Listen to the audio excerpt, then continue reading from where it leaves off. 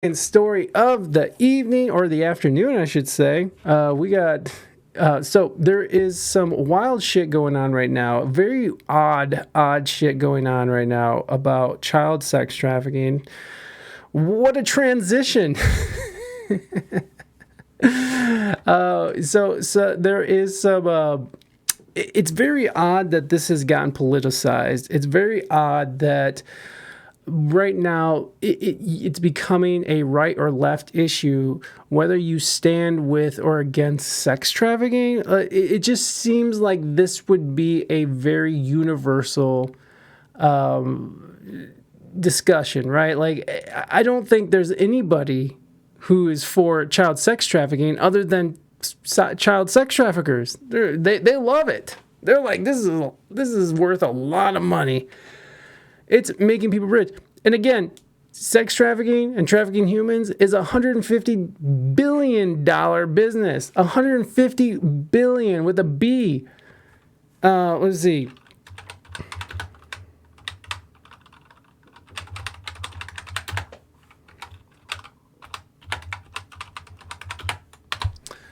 So globally, an estimated 25 million people are subjected to human trafficking and forced labor, which is responsible for about $150 billion annually in illicit profits.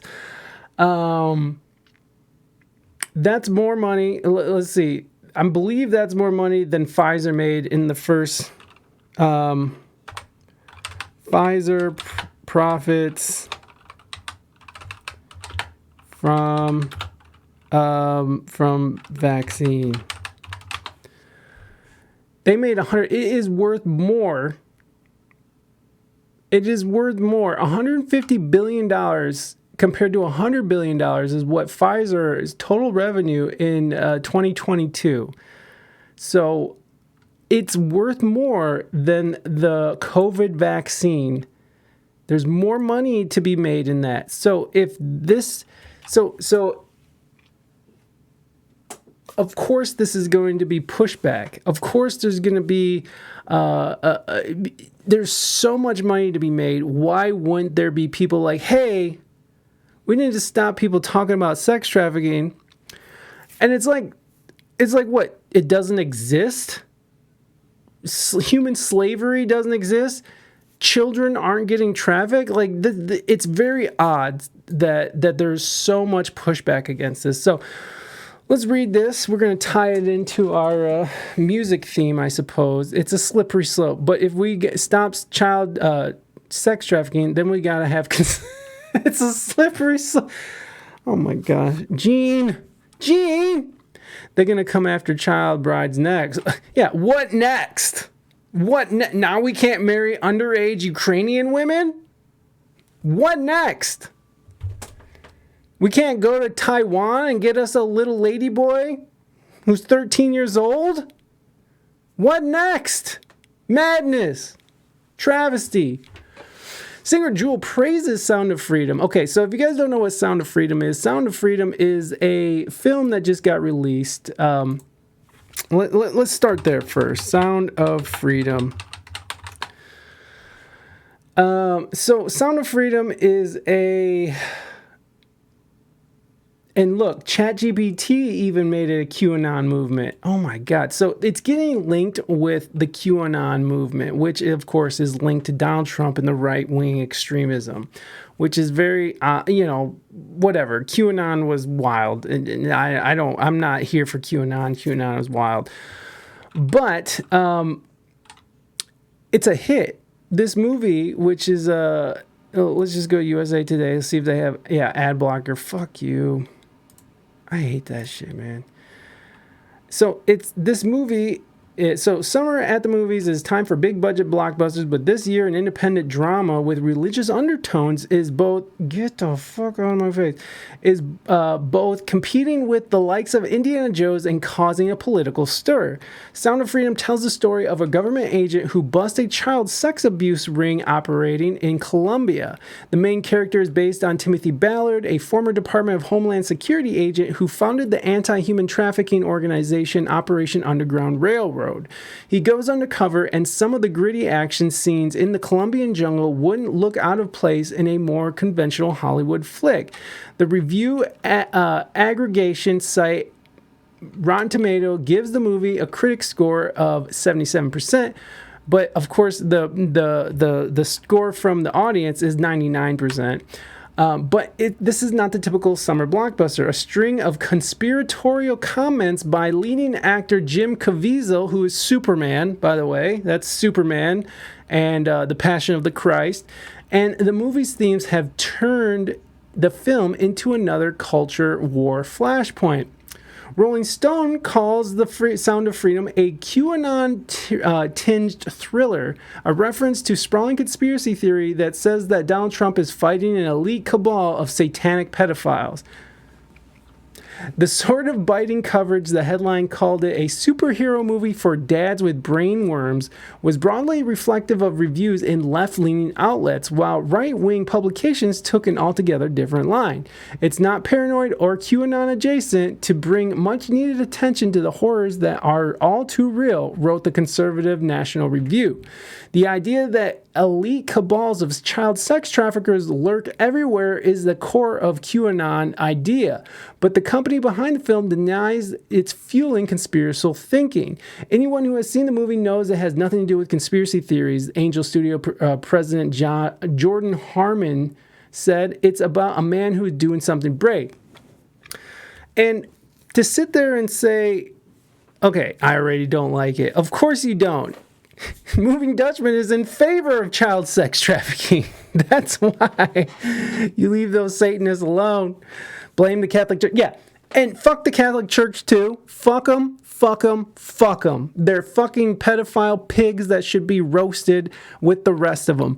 But they're part of the problem as well. I'm not saying all Catholics are pedophiles. I'm saying that the Catholic Church has a history of hiding thousands and thousands of victims and just moving priests around and pretending like it doesn't exist. Fuck them too. But this is also a $150 billion industry. So why wouldn't there be a lease? And to say that this is some kind of conspiracy, to say that child sex trafficking is some kind of conspiracy, I guess nobody's ever heard of Jeffrey Epstein. I guess nobody's ever heard of the Belgium fucking uprising in the 90s when there was a string. What was it? In the 90s, Belgium pedophile scandal. Did authorities cover up its scope?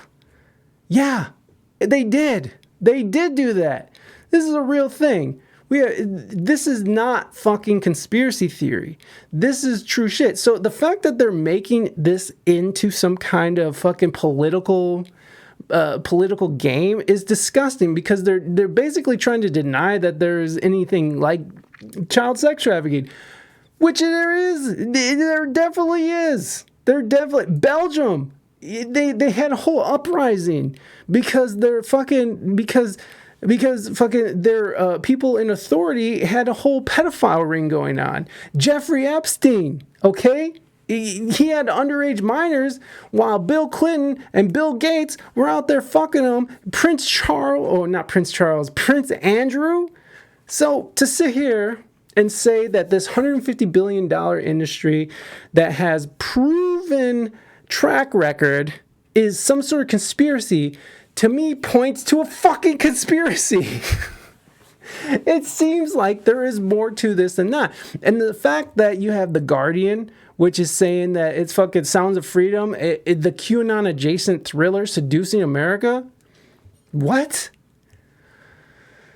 Yeah, Monica Lewinsky was an adult, but did you guys ever see the picture of Bill Clinton in a blue dress that was hanging in Jeffrey Epstein's mansion?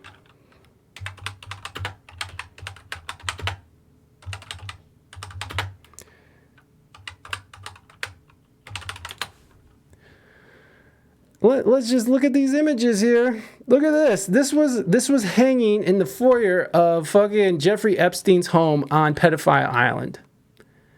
What is that? What the fuck is that? What is this? Okay, look. I don't like the idea of children being hurt. It's terrible to me. I'm a father. I don't like it. I've experienced abuse as a child in this manner.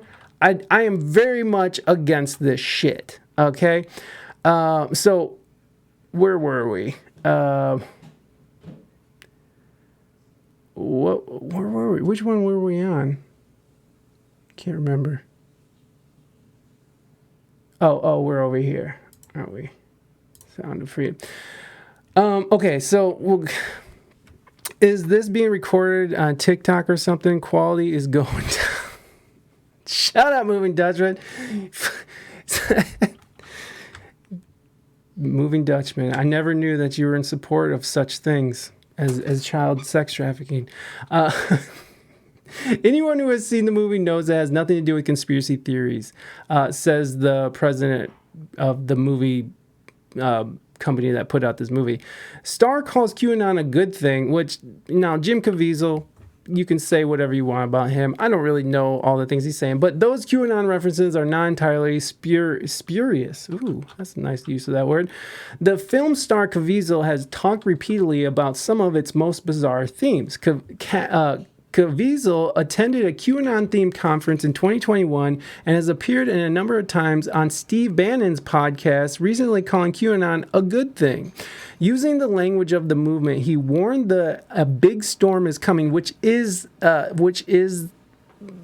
vernacular. Is that the right word for this? That is what people are saying. The language of the movement does say a storm is coming. And if you've ever seen the HBO documentary, I think In the Storm, I think it's called, it's really good. And to show, the problem is with QAnon that it was a really fucked up real world repercussions that happened. Like there's this thing called Pizzagate. And some weirdo with a gun showed up at a pizza place in Washington, D.C., demanding to know where fucking the children were. And so, and the thing about that is there's weird shit about that too, because they also have like pedophile triangle spiral things on the signs at this place. And it was fucked up, right? And so there is a fine line between truth and conspiracy. But to say that this should be written off as a conspiratorial film because Jim Caviezel attended a QAnon-themed thing and fucking... To sit there and say that this... To downplay it as some sort of crazy conspiracy where the elites are fucking kids and trafficking children, I think is a huge disservice to those poor victims of trafficking, because Jeffrey Epstein... Belgium, okay? Like, these are real world things that happened where fucking children are being sex trafficked. $150 billion industry to have slaves, sex slave, and child sex trafficking. There's more to it, okay? If Pfizer's making $100 billion in 2022 and this fucking, and trafficking is a $150 billion industry, yeah, there's going to be people who are making a lot of money off this, who have a lot of money, and who are fucking participating in these fucking sorts of ordeals.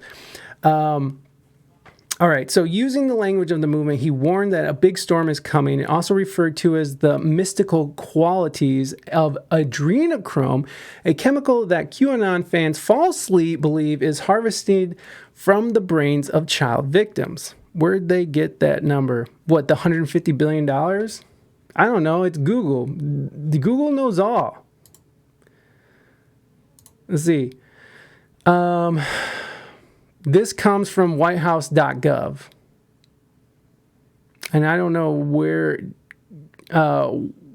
they got this. This is Forbes. Did someone have a ledger? Well, yes. Yeah, I mean, I don't know. I mean, it's just an estimate, right? And this is coming from our White House, our government. Forbes has covered it, and they're using that number. This is a global profits, right? And compare that to Pfizer's global profits for the vaccine from last year, $100 billion. I'm only drawing a comparison because once that kind of profit is being generated, there's going to be, it takes an entire system to maintain that. That it takes, like with Pfizer, they have accountants, they have lawyers, they have fucking people, people are selling it, people are pushing the vaccine, like the whole situation. There's a whole system that holds this up. And to say that a $150 billion industry doesn't have a whole system of people and lawyers and politicians and people who are paid off to keep quiet and people coming up dead and murdered, all I'm saying is that there's a system that holds and props this up. That's what I'm saying. I don't know where they got the information, but it's coming from the White House, so it's true. But in any case, the estimated cost, right? And I never looked into where it's coming from. Whatever. I'm just going off of the numbers that is being provided by our government. So on the other, so adrenochrome is another thing. If you guys ever seen Fear and Loathing in Las Vegas. In Fear and Loathing in Las Vegas, or read the book, Hunter S. Thompson talks about eating adrenochrome, which is a real thing, which people do fucking chew on the glands of. I don't know if it's coming from children, but adrenochrome is a real thing. Also, using the blood of young people is a whole thing. If you guys ever seen Silicon Valley, they make fun of these billionaires in Silicon Valley, these tech billionaires who are hiring blood boys where they can fucking inject other younger people's blood into their system. And it's called ambrosia. So it's not like these are fake things. There are kernels of truth. But to downplay it like it's nothing and that it's some weird thing that elites, why would elites ever be involved in something like this? It's nonsense. To me, it's disgusting that there's such a fucking pushback against this movie that has literally nothing to do with QAnon, literally based on a true story about a real person who went and saved a bunch of people who were really being sex trafficked. Yes, why? Because they are billionaires and they can do that. And because once you have everything, yeah, you don't make $1 billion from fucking working with the homeless, right? You don't make $1 billion from fucking getting kids in foster care placed in a home. There's no money in that. On the other hand, Angel Studios is seeking to present the film as a mainstream movie, as an important story, said John Neffel, the senior writer at the left-wing media watchdog group Media Matters for America, which they're fucking ridiculous. Media Matters is stupid. The other key prong of this marketing blitz is Jim Caviezel absolutely embracing QAnon messaging and theories. I do think that this could very well serve as a template for mainstreaming far-right ideas under the guise of an easy popcorn blockbuster, he said. Operation Underground Railroad and Timothy, and see, why? Why is this far-right ideas? I understand QAnon is a far-right, considered far-right, but the idea that sex trafficking is far-right, that seems really weird. Tom Cruise probably fucking chews on adrenochrome. Adrenochrome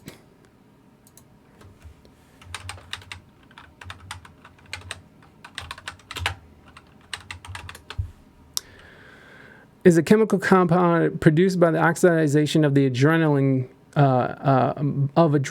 It was the subject of limited research. Adrenochrome is a compound that does exist in reality. I like that they had to throw that in because people are saying that there's so many conspiracy. Look, it says in the next sentence, but it is the subject of very conspiracy theories and misinformation. Thank you, ChatGPT, for telling us what's true and what's not.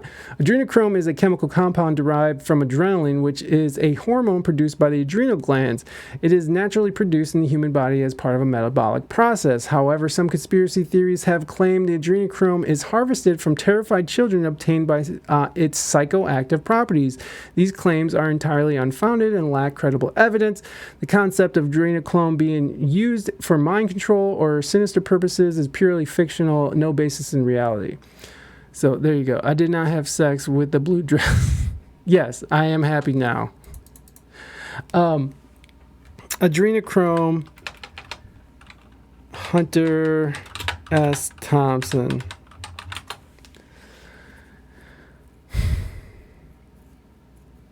Here's that part in the movie. Now this could just be made up, obviously.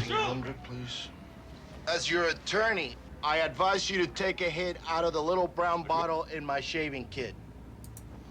You won't need much. Just a tiny taste. Benicio del Toro. But did you inhale? What is this? That stuff makes pure mescaline seem like ginger beer, man. Adrenochrome. Adrenochrome?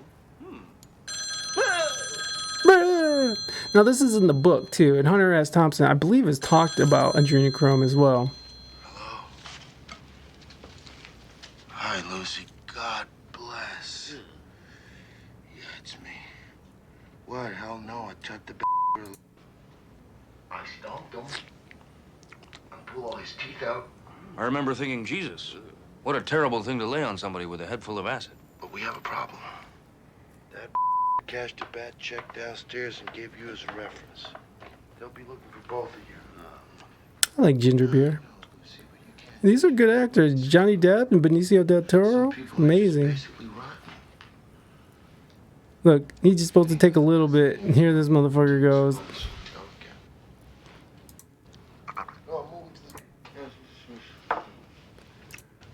I love how they film this, man.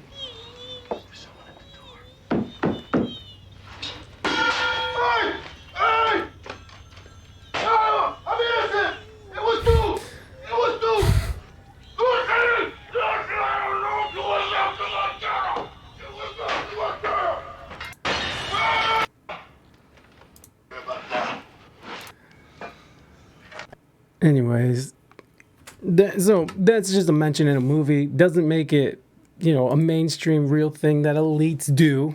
Okay? I'm not claiming that elites are out there eating fucking adrenaline glands out of fucking children. But it is a real thing. It is something that has been known to fuck people up. Oh, look, the truth about adrenochrome. Misinformation about adrenochrome is supposed links say COVID-19 has gone into overdrive.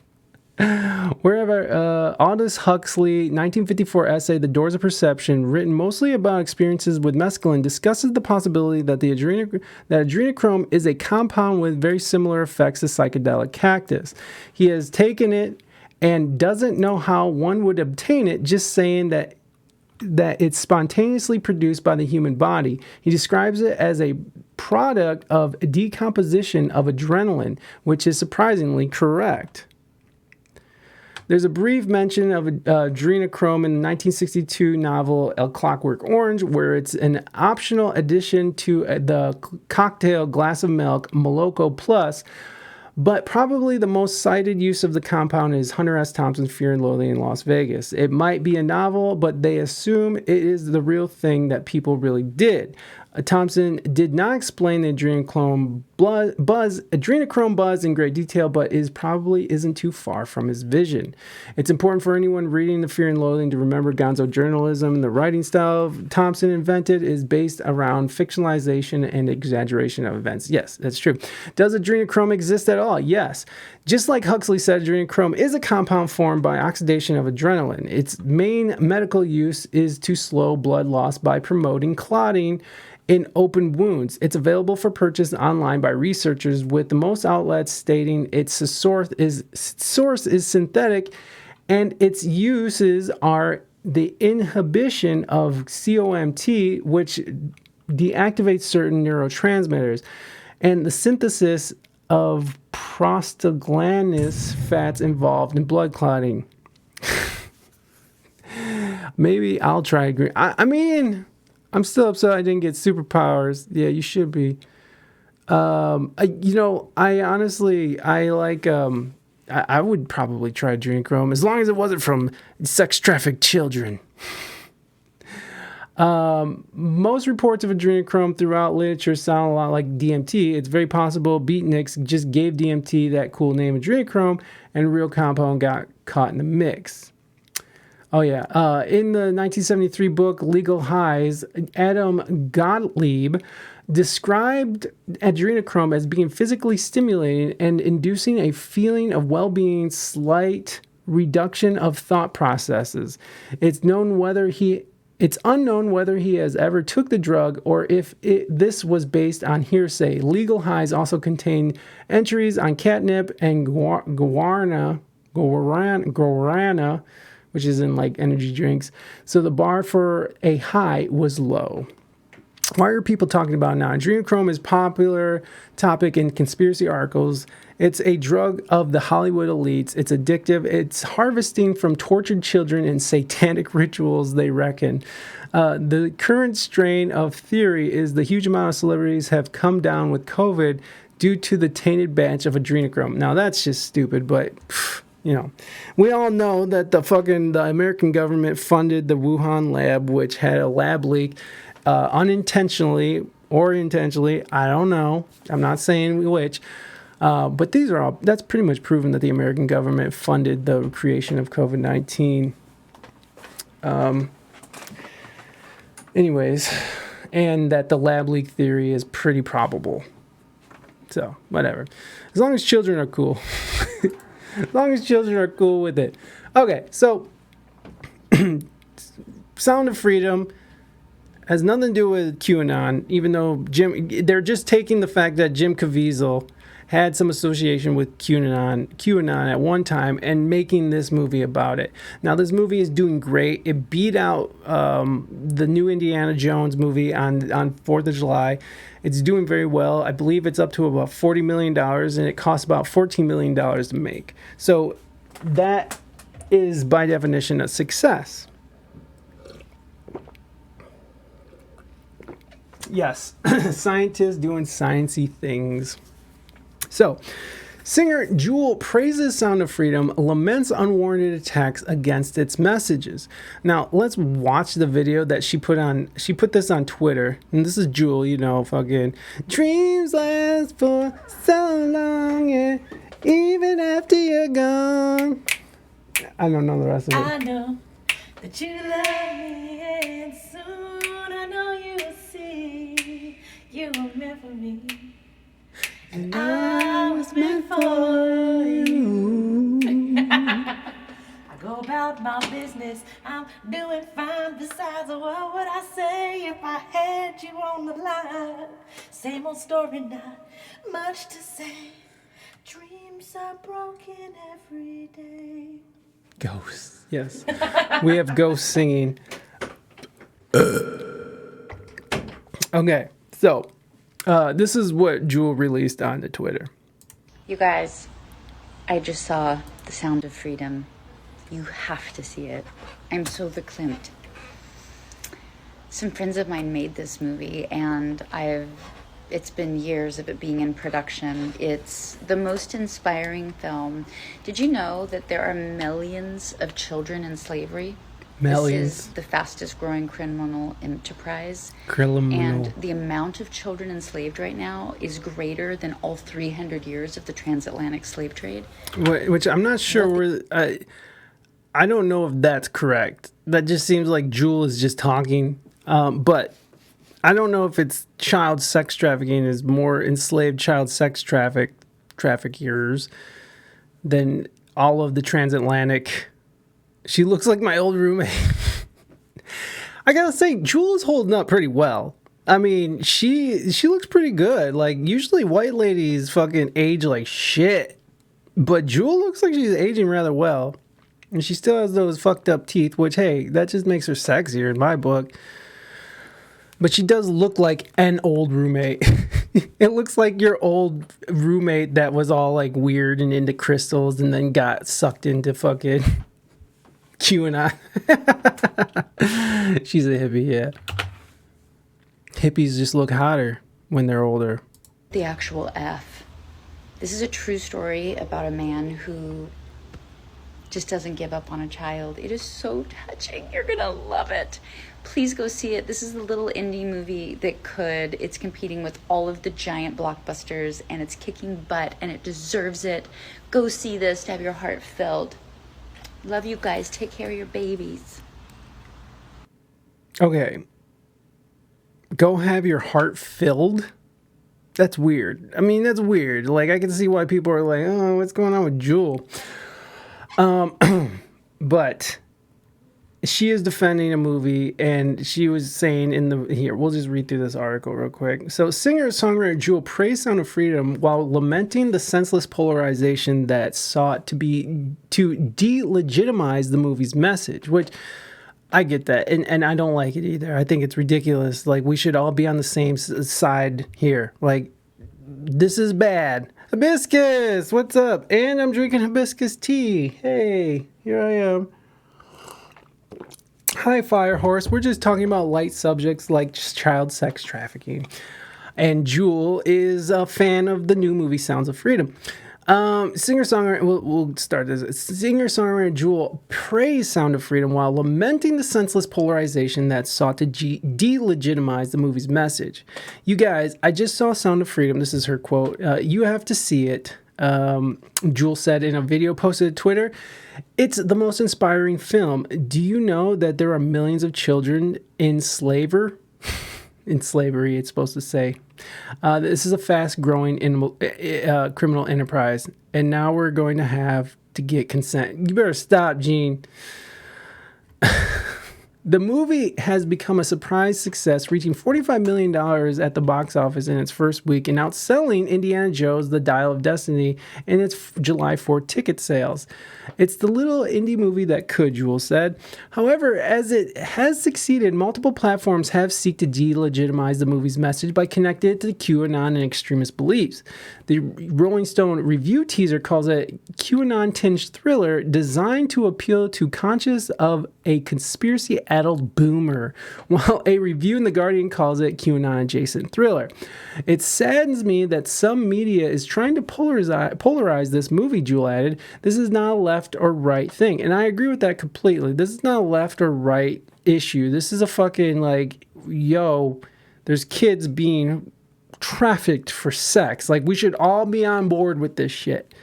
Forget about the QAnon, which, by the way, I've never seen the movie, but there's nothing to do with QAnon in the movie. I've heard a couple interviews from the creator and stuff. They're like, we have nothing to do with QAnon. And this is literally about a story of freeing sex-trafficked children in Colombia. And it's based on a true event that actually happened. It's about millions of kids being trafficked, and no matter what your faith or creed, we need to protect all vulnerable kids rather than fight over political differences, which is true. Like, why are they making it into a political thing? Makes you think, oh, did you hear about the 13-year-old found on base in California? Yeah. No, I haven't, but that's horrible.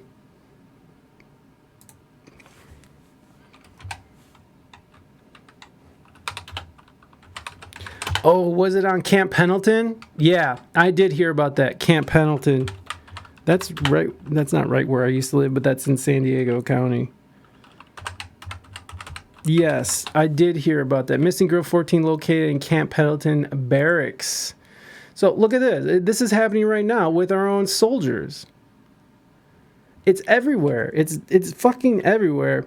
A 14-year-old girl who ran away from her grandmother's Spring Valley area. Spring Valley is actually where Raina's from. Raina is from Spring Valley, California.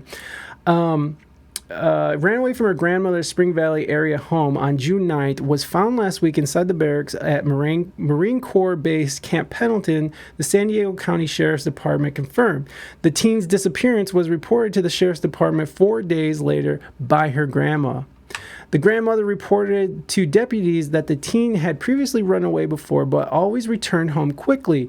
The girl who has learning disabilities was found in the barracks June 28th by military police, according to her aunt Cassandra Perez. Fucking Latina, fucking. We're going to get there. Perez claims her niece was a victim of human trafficking. SDSO spokesperson Lieutenant David blah, blah, blah, told NBC7 that the only involvement their department had was recovering the juvenile because she was listed as missing from their jurisdiction. However, Aquino confirmed, Aquino was supporting the naval, Aquino confirmed SDSO was supporting the Naval Criminal Investigation Service, NCIS, with their investigation along with the San Diego Human Trafficking Task Force. A photo shared publicly on social media on July 2nd showed a handcuffed Marine being escorted by military police on base on June 28th. Captain Chuck Palmer of the Camp Pendleton Base 1st Marine Logistics Group confirmed a Marine was taken into custody that day and questioned by NCIS about his involvement. And so there's the person being handcuffed.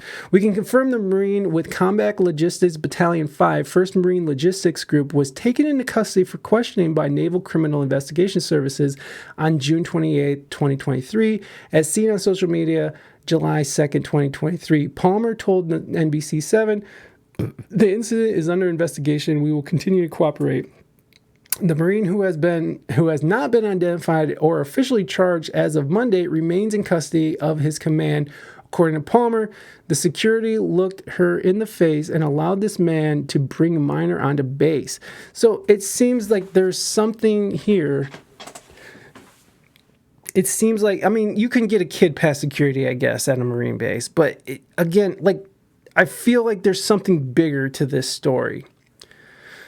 Yeah, on base. She was so she was bought and sold on base. That's fucking gross. I hear QAnon has a website. Clearly you're the same. Shut the fuck up. Yeah, I mean, it's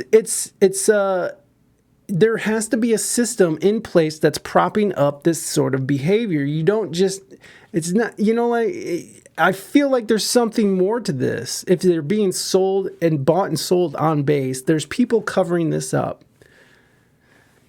Both Ledoux and Palmer directed further questions regarding the investigation. Okay. NCIS spokesperson Jeff Houston, out of respect. Okay. Perez is demanding transparent investigation to hold accountable those responsible. We hope you would join us and call. Yeah. I mean, that's fucking gross. It's fucking so disgusting. It's awful. So, coming back to Jewel here.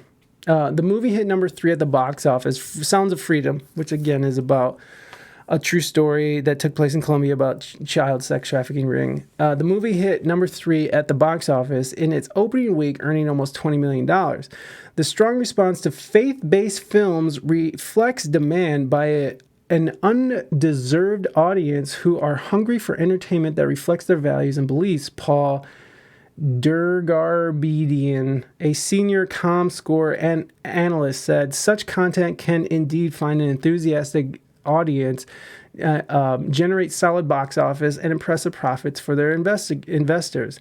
Sounds of Freedom made a statement during its July 4th opening, generating $14.2 million on its first day. The momentum continued over the weekend as it made another $18.2 million. So there you go. Jewel is jumping in the conversation. Underserved. So, in a weird, on the back of this movie's release, we also have this interesting thing that sort of popped up, that the Biden DOJ quietly scrubs entire sections on child sex trafficking from website.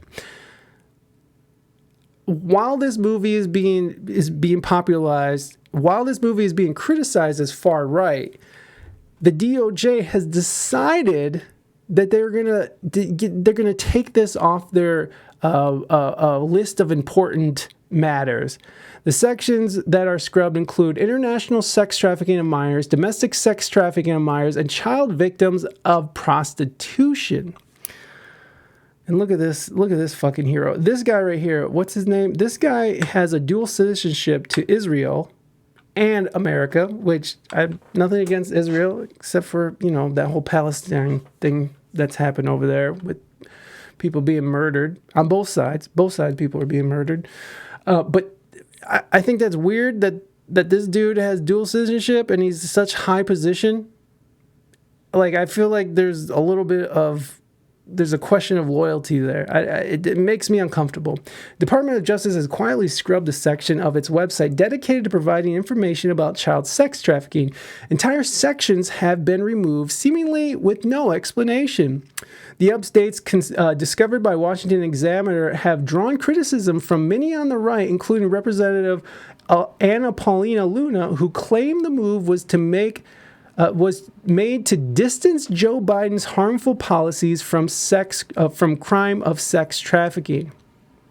The original web page, which had remained the same since May 28, 2020, included five sections: child sex trafficking, international sex trafficking of minors, domestic sex trafficking of minors, child victims of prostitution, and CEO's roles. The current rendition, updated May 12th, 2023, has done away with the sections dealing with international sex trafficking of minors, domestic. Okay. The first of these sections discuss the problem of trafficking children across the country lines for sex, explaining that it is a problem in the United States and often fueled by organized crimes, enterprises, or networks of criminals working together. Yeah, there's a whole system in place, right, to prop this shit up.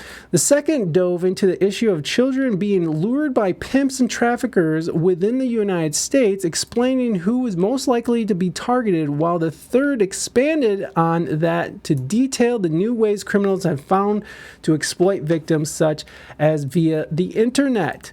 While the two sections that remained touch on the aforementioned topics, they do so only briefly. And so this is her post on Twitter.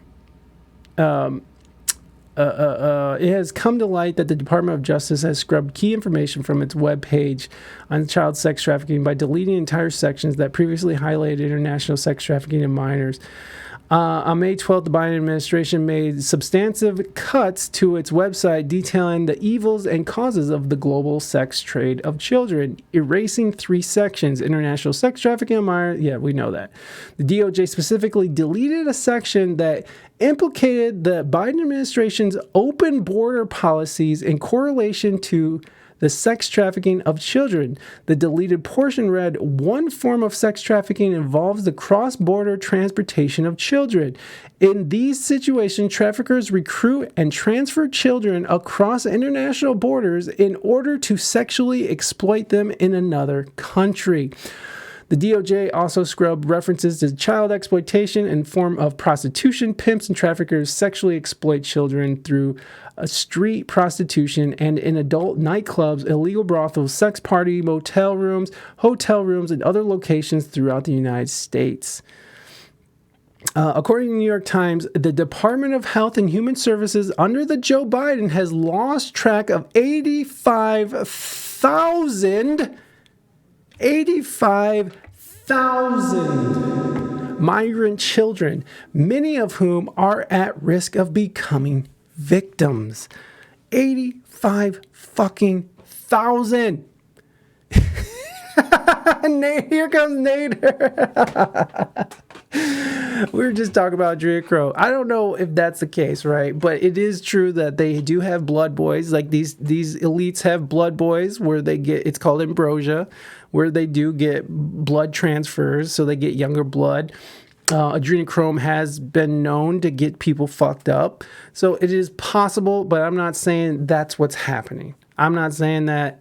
It's just, I don't know what the evidence is for that, but it does seem strange. So how strange that they scrubbed this on the back of 85,000 missing children. And then, so there's a whole article here. So, like, mass illegal migration made possible by the Biden administration's policy has resulted in hundreds of thousands of children being smuggled into the country, many of whom are sold into slavery, used as cheap labor. Are these also original kids lost by Trump? No, this is all happening under the Biden administration. I'm sure Trump had some missing children as well. Here's the thing. It's not like the Biden administration came in and all of a sudden now there's a bunch of missing kids. This has been going on the whole time. This is what they do, right? Like this is a story as old as fucking time, right? They have these young kids who are vulnerable, who are trying to make it to the United States, or they just kidnap these children and they sell them. It's just like drugs, right? Like it's just another product to them. Children are another product to them. And there's a supply and demand thing that's going on. And so under Trump, under Biden, it just so happened that people were focusing on Biden because of his recent open border policies, which there is some, it's not completely open borders, but when you see the amount of people who are just sort of being rolled right in, and it's known that fentanyl's coming into, it made it easier for this type of thing to happen. But yeah, under the Trump administration, there was sex trafficking as well. It was a whole thing. And to be fair to Trump, he did work hard to end that kind of shit. I know all families are separated under Trump are being lost. People are so disgusting. Yeah, and those policies come from the Biden administration, or not the Biden, the Obama administration, fire horse. When you see those pictures of kids in cages, that's actually from 2008, and that's the Obama administration that was separating families too. And Trump just sort of kept that policy running. So both Trump, Obama, Biden, they're all guilty. And it's not, I don't think it's coming from Biden like, hey, fucking, let's get these kids separated. I think there's a structure of command here, but it's not like they're stepping in to stop it as well. It makes more sense if Trump was a kid sniffer. Yeah, and let's just shut up. Let's just see. Let's roll some footage. Biden sniffing kids. Let's just see this. Handsy.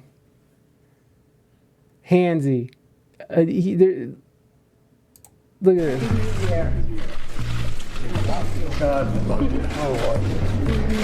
What is this? Okay, that's nothing. That's a nothing burger.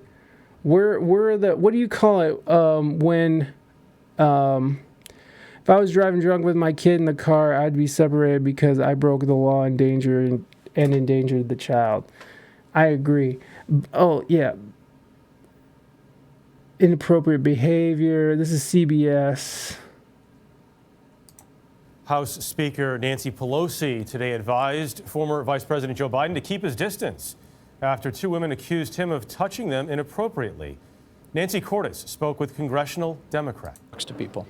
Delaware Senator Chris Coons came to his mentor's defense. Who knows her leaned forward and whispered some encouragement, telling her that she was doing great. Why is he kissing wonderful. her? Did his actions make her feel uncomfortable?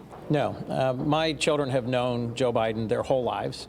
But with a presidential bid on the line, Mr. Biden's intimate style is now that's taking on a the toll. lips kiss. Do I consider it This guy's so funny. inappropriate to smell someone's hair, to get so close that I smell their hair? Yes. The controversy cropped up after two Democrats, former Nevada State Assemblywoman Lucy Flores and former congressional staffer Amy Lapos, described unusual encounters with Mr. Biden. And this is before he was the president. What do you call it? What do you call it when you have a whole collection? Not a reel. I guess we don't need to see creepy Joe fucking sniffing kids' hair. That's kind of gross. So let's just move on. I don't know why I'm trying to find a bunch of clips of him sniffing hair. That's fucking disgusting. So we do have this whole thing. We have 85,000 children missing, right? And we have our DOJ scrubbing, making that not a priority, which maybe they got better things to do. I don't know. Sound of Freedom, a film released by Angel Studios on Independence Day, is making waves in American culture, offering a chilling and poignant depiction of worldwide pedophilia, inspired by the life of a human trafficker activist, Timothy Ballard. Yes, we all know that. Sound of Freedom highlights the devastating reality of pedophilia, the human trafficking, focus, blah, blah, blah, blah, blah, blah. We know that. The movie brilliantly portrays Jim Caviezel, yes. Despite the lure and okay, so here we go. We already know what Sound of Freedom is. A dark chapter unfolds in American history as the child trafficking crisis escalates, as reported by Gatestone Institute. At the heart of the issue, and what may very well be one of the most shocking revelations, is the U.S. government alleged role in facilitating this large-scale, multi-billion-dollar operation, according to Tara Lee Rodas, testifying before the House Judiciary Subcommittee on Immigration Integrity, Security, and Enforcement. With the Biden administration more lenient immigration policies, the U.S. is said to have transformed into an international hub for child trafficking. In an accusation by Fox News correspondent Rachel Campos Duffy, she stated, under Biden, hundreds of thousands of children have come into this country illegally. Once they get there, most are sold for sex, used for cheap labor, or forced to join gangs. The gravity of the situation is compounded by the fact that an estimated 85,000 children are currently missing. Texas Governor Greg Abbott has accused the Biden administration of presiding over the abuse of these unaccompanied minors in federal facilities. Local communities are left in the dark about the minors' length of stay or their fate once released, says Sheena Rodriguez, president of the Alliance for a Safe Texas.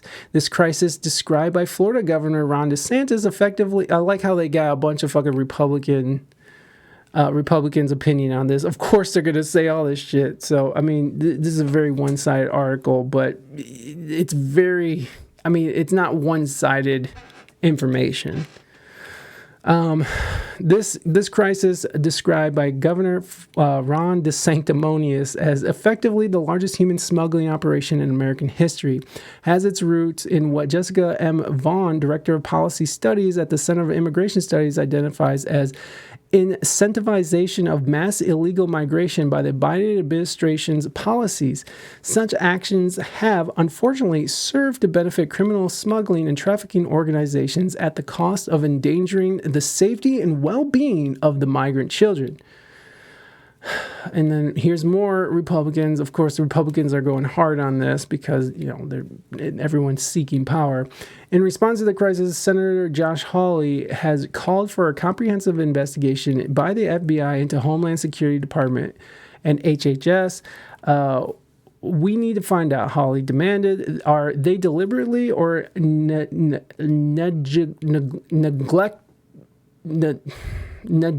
okay. You guys know what that word is. I can't say it because I'm fucking half stupid here. So turning these kids over to smugglers. So is it out of negligence or is it deliberate? Thank you, Naders. This is what he's saying. Because either one is horrible, right? Because if it's negligence, negligently. Okay, so deliberately or negligently turning these kids over to smugglers. So either of those is a bad thing, right? Because if it's negligence, then they're just fucking incompetent. And if it's deliberate, then they're fucking dirty criminals. Either one of those is unacceptable, in my eyes. Vaughn concurs, advocating for changes in immigration laws and executive policies that are currently encouraging mass illegal migration. With an astounding... All right, I get it. I know how to say things sometimes. With an astounding 5 million encounters with illegal immigrants along the southern border since Biden took office in January 2021, according to Customs and Border Protection, the situation is far from being under control. In fiscal years 2021 and 2022, over 146,000 and 152,000 unaccompanied alien children. God damn, that's mean. That's a mean way to label children, I think. Arrived at the border, respectively, with more than 70,000 encounters in fiscal year 2023 so far. That's a lot. Many of these children have reportedly been raped, exploited for forced labor, and driven into brutal circumstances to work off their debt by criminal cartels controlling the Mexican side of the border. Right. Coyotes come over and they get enslaved and they have to work off their debt for bringing them over. This situation presents a devastating consequence of the Biden administration's open border policy, highlighting a crisis that demands immediate attention and rectification. This is a call to action for federal authorities to intervene and protect the most vulnerable among us. Meanwhile, the mainstream coverage of Sound of Freedom diminishes the devastating significance of child trafficking, both globally and domestically, and instead chooses to discount the issue of child trafficking entirely, attempting to claim that the problem is all in our heads. Rolling Stone called the film a superhero movie for dads with brainworms, adding that it only entertained conspiracy-addled boomers. Every journalist who writes articles like this should have their hard drive seized. I kind of agree. Why aren't you fucking... They might be understaffed. I understand that. That could be a good reason, but it's still horrifying. Those numbers are still terrifying. That little babies are getting fucking, bought and sold like fentanyl.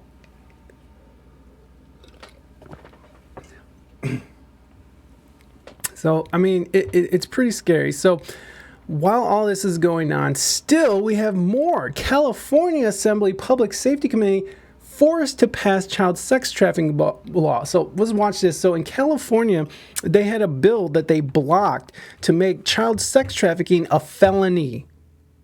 Why would you block a felony on sex trafficking?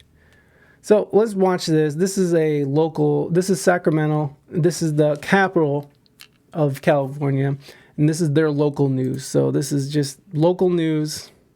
No, like legacy media here, but of course they've all been captured by fucking money and influence. Reversal of a decision following intense pressure from state leaders. So they had to reverse this because people were like, "Hey, fuckers, that's insane. Why would you do that? Why would you not make child sex trafficking a fucking felony?" Very strange. So they had to reverse their decision, which is great because this is the power of the people. People were like, hey, no, fuck you. Reverse this shit. So here, let's listen to the story. Leaders and public outrage, a key group of lawmakers changing their minds today on a proposed child sex trafficking law. On Tuesday, the Democrat-led State Assembly Public Safety Committee blocked a bill that would make that crime a serious felony. Well, today, state leaders forced the group into an emergency hearing to move it forward. Hello, I'm Gulston Dart. I'm Lisa Gonzalez. KCRA 3 Capitol correspondent Ashley Zavala has been following this closely throughout. Yo, Lisa's kind of thicky. Lisa's kind of a thickie. She's kind of a hottie little thickie, though. Out the week. And Ashley, what was the tipping point? It seems like they've done some backtracking. Yeah, Lisa, I mean, there was public outrage. There was serious political blowback, including from Governor Gavin Newsom, who stood up yesterday and advocated for this proposal that was written by a Republican. The committee's initial decision shocked many because this bill had broad bipartisan support from both Democrats and Republicans. It cleared the state Senate unanimously before all of this drama. Today, the Assembly Public Safety Committee had no choice but to approve it. Joan Sawyer. In a forced emergency meeting, he's the mad Assembly about Public it. Safety Committee passed a bill to make selling a child for labor or sex a serious felony in California. Why would he be mad about that? What? So I kind of see what's going on here. If you want to take a step back and not say that this committee is full of fucking, pedophiles, you could probably say, since it was a bill that was introduced by a Republican, they probably all voted against it because that's the name of the game now, is to vote down anything the other side proposes because we can't have the discussion or something. And so, I mean, you should have saw the outrage. There's people, victims of sex trafficking in the court, in this decision, who are like yelling like, you're awful people. And so I could see how, since it was introduced by a Republican, that the Democrats would be like, no, and not really think it through, right? And some Democrats actually refrain from even voting, which is kind of gross too. I love how you get so sidetracked. Listen, when you see a nice looking thickie, you got to give love. You got to give love, you know? She's a pretty lady. That's why she's on TV, right? Why is this real life?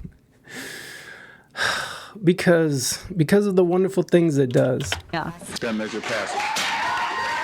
Selling our children should not be an option in the state of California. And today I am excited that the Public Safety Committee reconsidered the bill. Republican State Senator Shannon Grove wrote the measure that prevents repeat child traffickers from getting out of prison early and subject to harsher sentences if they continue to commit the crime. The committee's leader says the bill still needs work. I'm trying to get to a perfect bill so that we're able to help these young women in a way that's never been done before. Thank you, Mr. Chair. Good morning. Neither Assemblyman Reggie Jones-Sawyer nor any other Democrat on the committee was willing to vote for the bill days ago, but following intense bipartisan backlash, approved the measure 6-0 Thursday.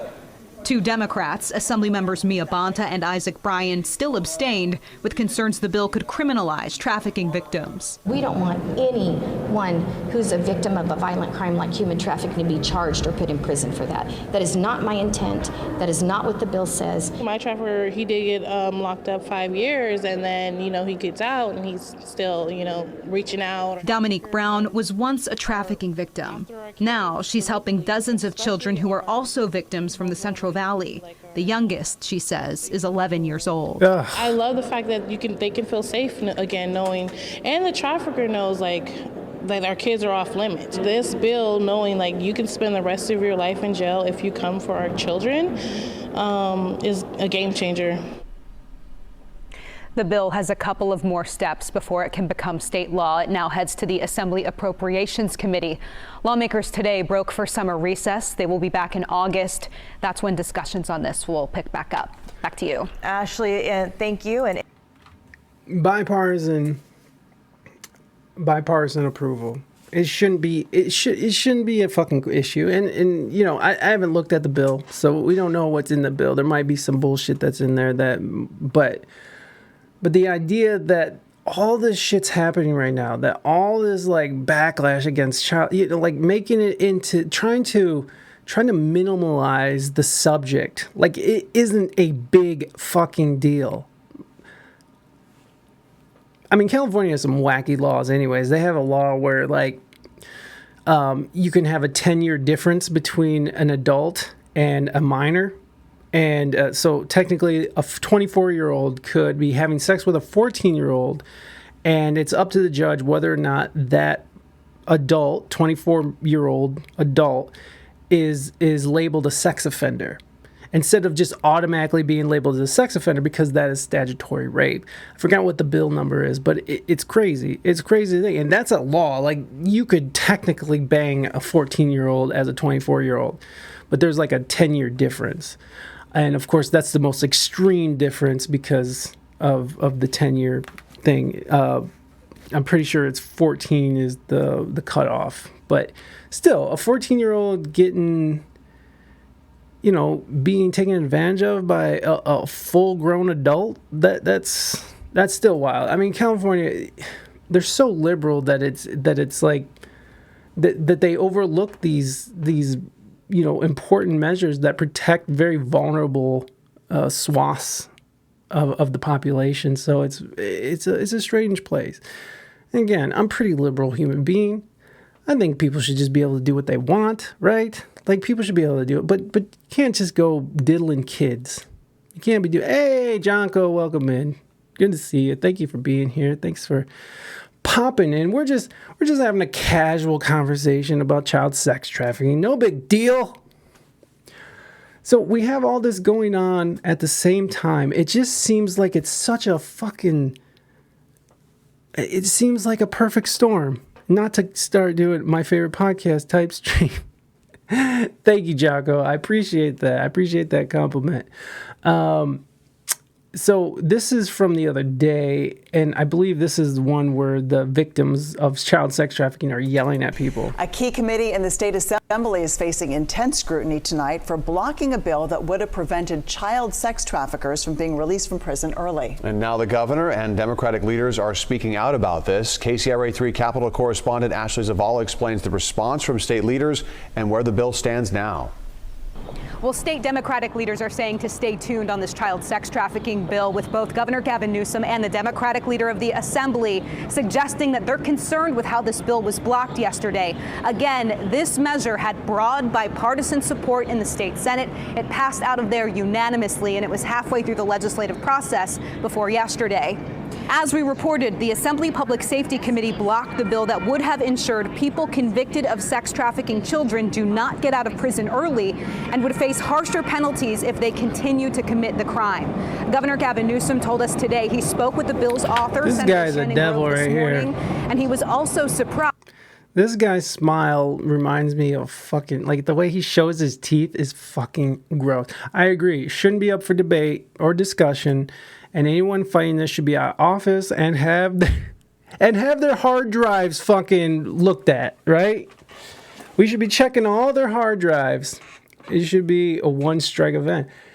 Yo, it's very strange. It's very strange, this whole idea. And for all to be happening all at once, you know, like, I don't know, like, what is that? You know, and I try not to go too conspiracy minded, but when you see all this evidence, when you see the DOJ, you know, rubbing off, you know, taking off areas of concern, you know, sex trafficking of minors, when you see California lawmakers blocking this, when you see the mainstream media and ChatGPT as well, by the way, ChatGPT downplaying the sounds of freedom, which is about child sex trafficking, when you see all this shit sort of coalescing together all at once, it feels like there's something more to this. Again, we're talking about a $150 billion industry. $150 billion. So it feels a little grimy. Don't diss a tool. Which song is... Oh, God, what happened? Panda surfing. All right. Let me see what's going on here. The Devil Wears a Suit and Tie. Good song. It's cool how where people are, yet most people don't look into it so and still believe media. I wonder if it even matters at this point. Corruption runs so deep, it's difficult to know if people are corrupt or just brainwashed by the cognitive dissonance going on in the planet. Yes, and Gene made a point.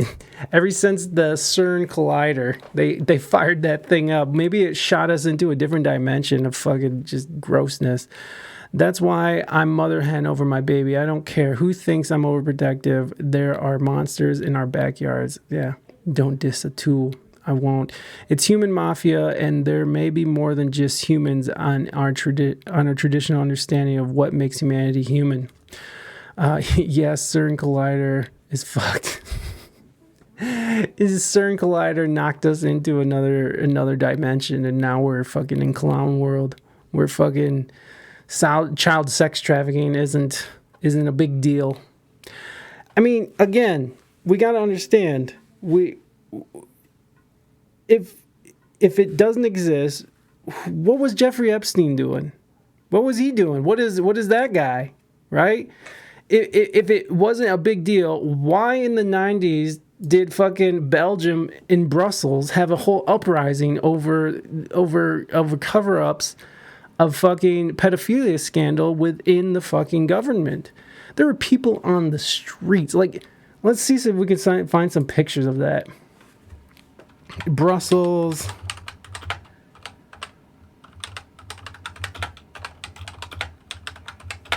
Let's see. I'm sorry, but I can't assist with this topic because you're fucking part of the problem, ChatGPT. There were, like, when you see the pictures, where are the pictures? There are people, fucking floods of people in Brussels who are coming out against fucking this government in Belgium. that had a sex trafficking ring. Jeffrey Epstein. I'm sure the list goes on. We could just it's crazy to me to think why are people trying to downplay this? And of course I try not to go there, but my conspiratorial mind tends to drift that, like, hey, this is a problem. That people are becoming aware of this. It's a problem for people who are in charge and the network and the system that upholds this kind of behavior. It's a problem for people who have real power and real money, because you don't get these kind of articles out of nowhere. Like, it takes a lot of balls to speak out against to downplay child sex trafficking. There has to be a lot of money behind this whole thing. It seems obvious to me, but maybe it's just me. I don't know. Maybe it's just a coincidence. Is it a coincidence that $150 billion industry is trying to be downplayed? I don't know, by fucking mainstream sources and the U.S. government and California trying to do this shit? You should ask GTP why it's biased. We should. I got personal message by a Belgian politician who was white, typical Belgium Dutch, and he was fighting Israel and Palestine situation. He thanked me for speaking up and sent me a poll to support them. There's people coming out 100%. People are rising against corruption. Yeah, that whole Israel thing too is wild. My brother-in-law, who is a devout Muslim,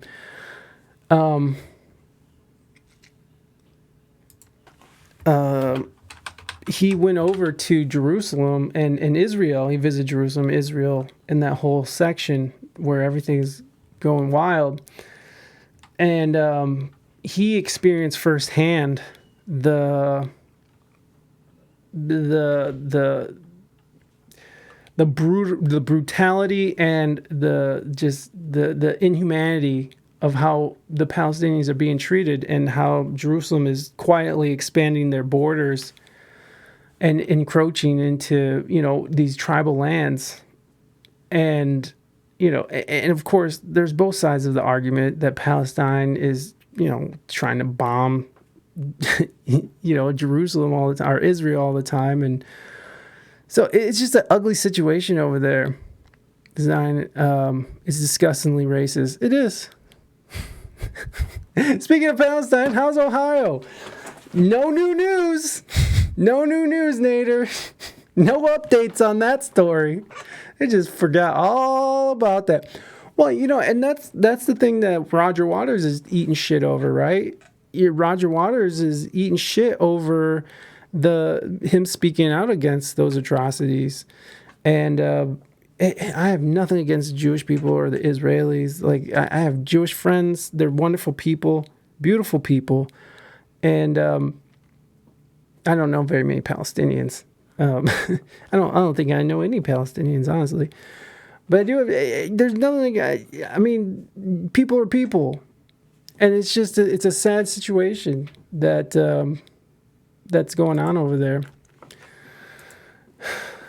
In Belgium, X-Files refer to not to U.S. television series, but to a series of horrific witness accounts of an alleged pedophile network. The 5 women and the male transvestite, I think that's an outdated word. This article from the New York Times is from 1999. And they said the politicians, other highly placed members of society were involved. The conventional wisdom is that the witnesses were either deranged or were recounting fantasies. It was, in the jargon of psychiatrists, a bad case of false memory syndrome. What?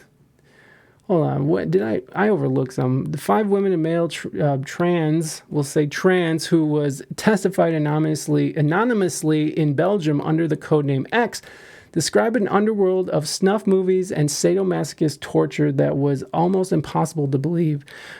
And they said that the politicians were involved. But in a new book by 3 crime reporters, The X-Files, What Belgium Was Not Supposed to Know About the Dutroux Affair, published in French and Dutch in November, asserts that the ex-witnesses were more credible than the conventional wisdom suggests. The book draws copiously from police files, transcriptions, and ex-witnesses' evidence, the findings of a parliamentary commission, and other sources. Even if the way the ex-witnesses testified seemed irrational, the authors say many of the facts they describe stand up to scrutiny. Pizzagate. Ugh. There's a lot of weird stuff with that Pizzagate, right? Because I don't want to... Because I would never encourage someone to go with a gun to somewhere based on something they read on fucking 4chan or 8chan. Illegal published that in Dutch, the holy language. On a good note, 2 of our WEF puppets stepped out of our government, including our prime minister. He was defending WEF and correction people on how to pronounce Schwab. Oh, he was correcting people on how to say Schwab. He's so obviously corrupt. It's just and just a smart politician. He's gone after about 13 years. Well, congratulations, Jonko. Fuck yeah, get him out. Get these fucking assholes to the gallows. To the gallows. I agree. Get these motherfuckers out of here. It's just that it's a sad thing that these real things that are very real world situations get classified as conspiracy to denegate the situation. Like, they're truly trying to make it into like the JFK thing.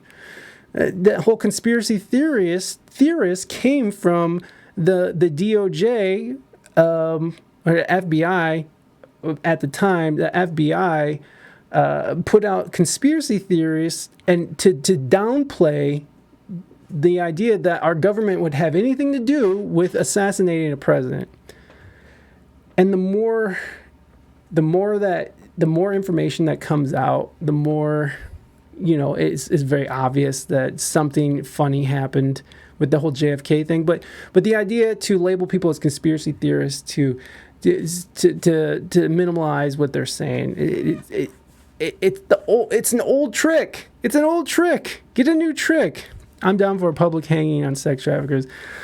I don't want to see it, but yeah, I mean, if people want it to be out there, if people want to go see it, that's fine. And that's fine with me. But yeah, man, lots of weird stuff going on. Lots of weird stuff. And now we have Russians who are trying to make Westerners soft by breaking down traditional standards from the inside out. They probably put new conspiracies out there too. Oh yeah. Yeah, the whole Russian disinformation campaign, that's real shit. That's real. As much, I mean, we also do that too to other countries, and we do it to ourselves. What was the guy's name? I think we've watched this video a bunch. The Russian dissident who, hold on. Russian dissident talks on what was it?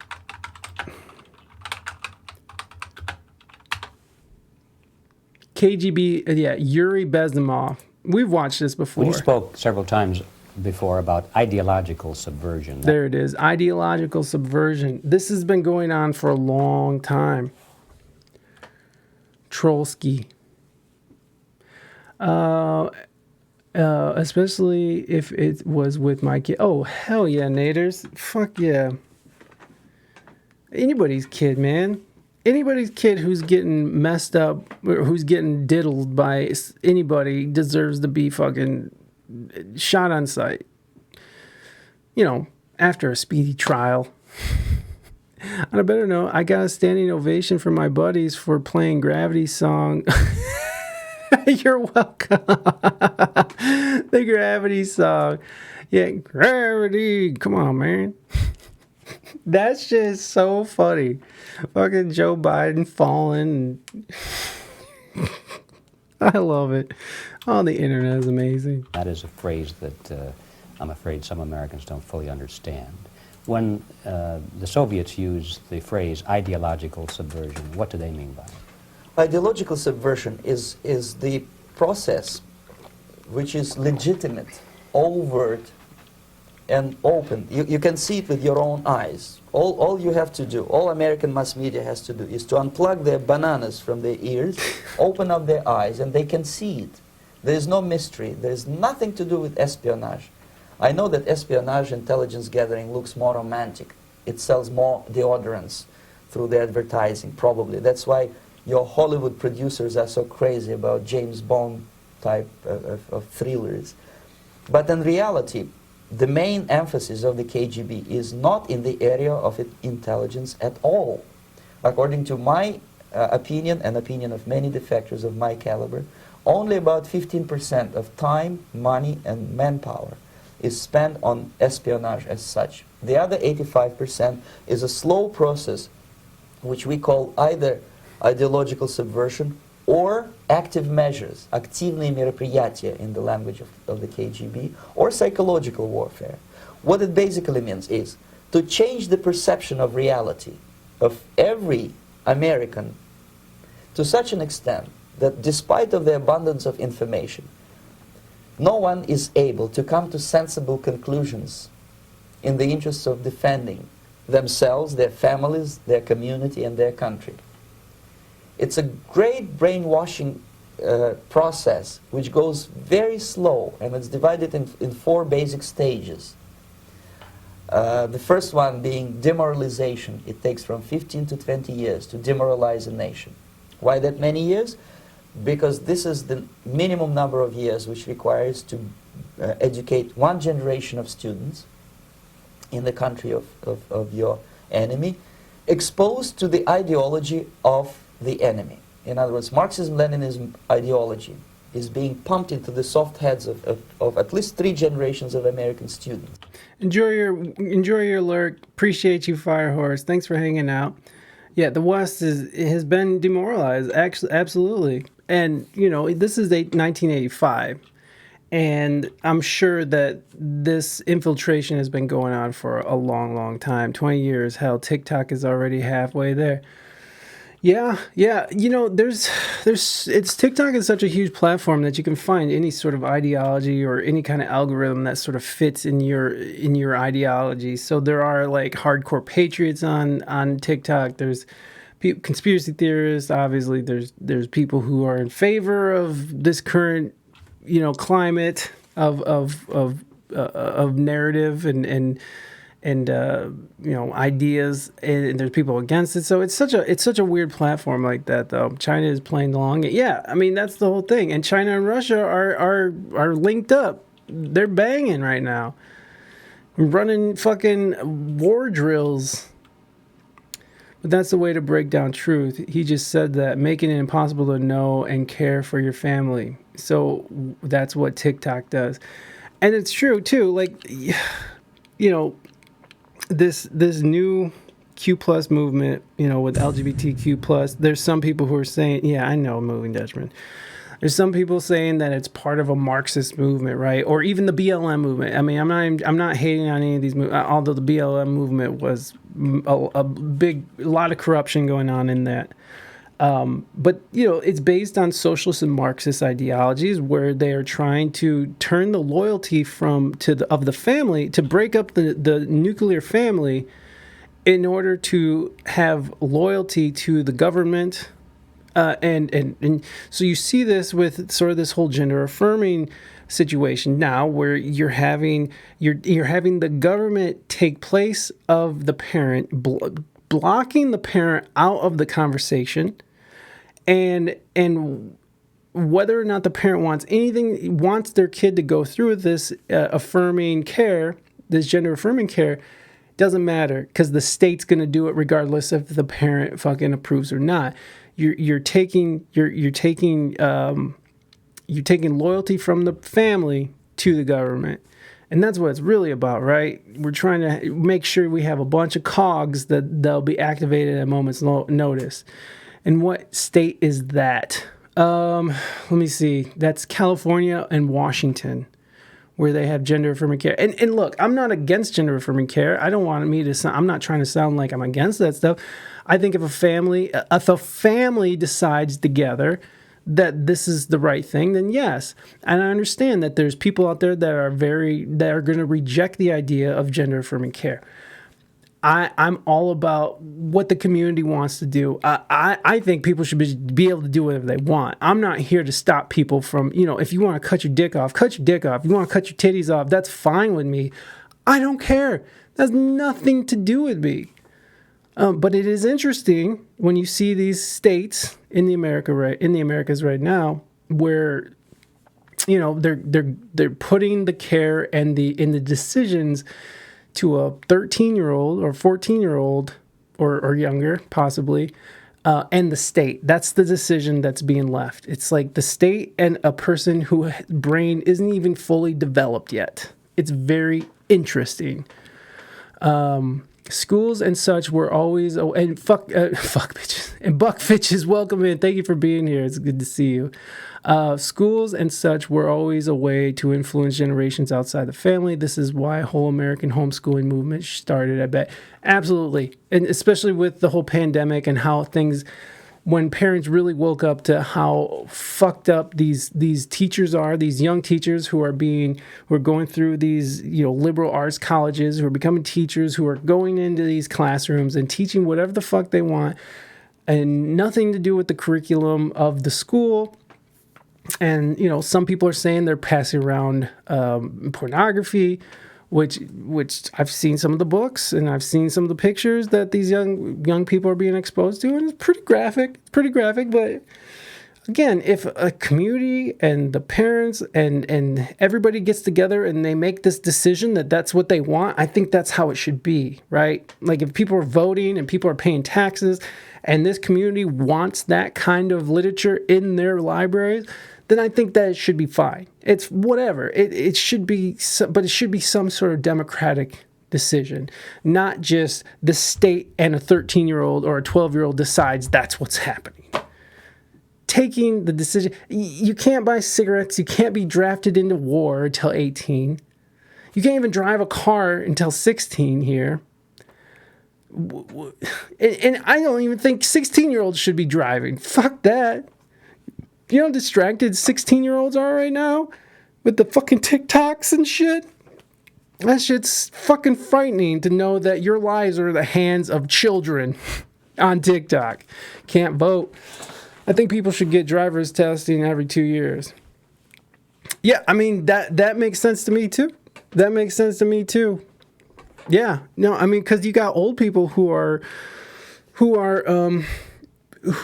should be tested regularly because the body degenerates. I work with dementia patients. The body degenerates. The mind degenerates very quickly. And you have older people who are just running people down because I'm not giving up my car because, they've been driving their whole life and you're not going to stop me. I seen it with my uncle who had cancer. He refused to let anybody drive his truck and then he almost killed me and him. And he was like, you're going to have to grab the wheel. I'm like, I don't know, I'm 9 or something, 9 or 10. He's like, grab the wheel. And I'm like, what the fuck is going on?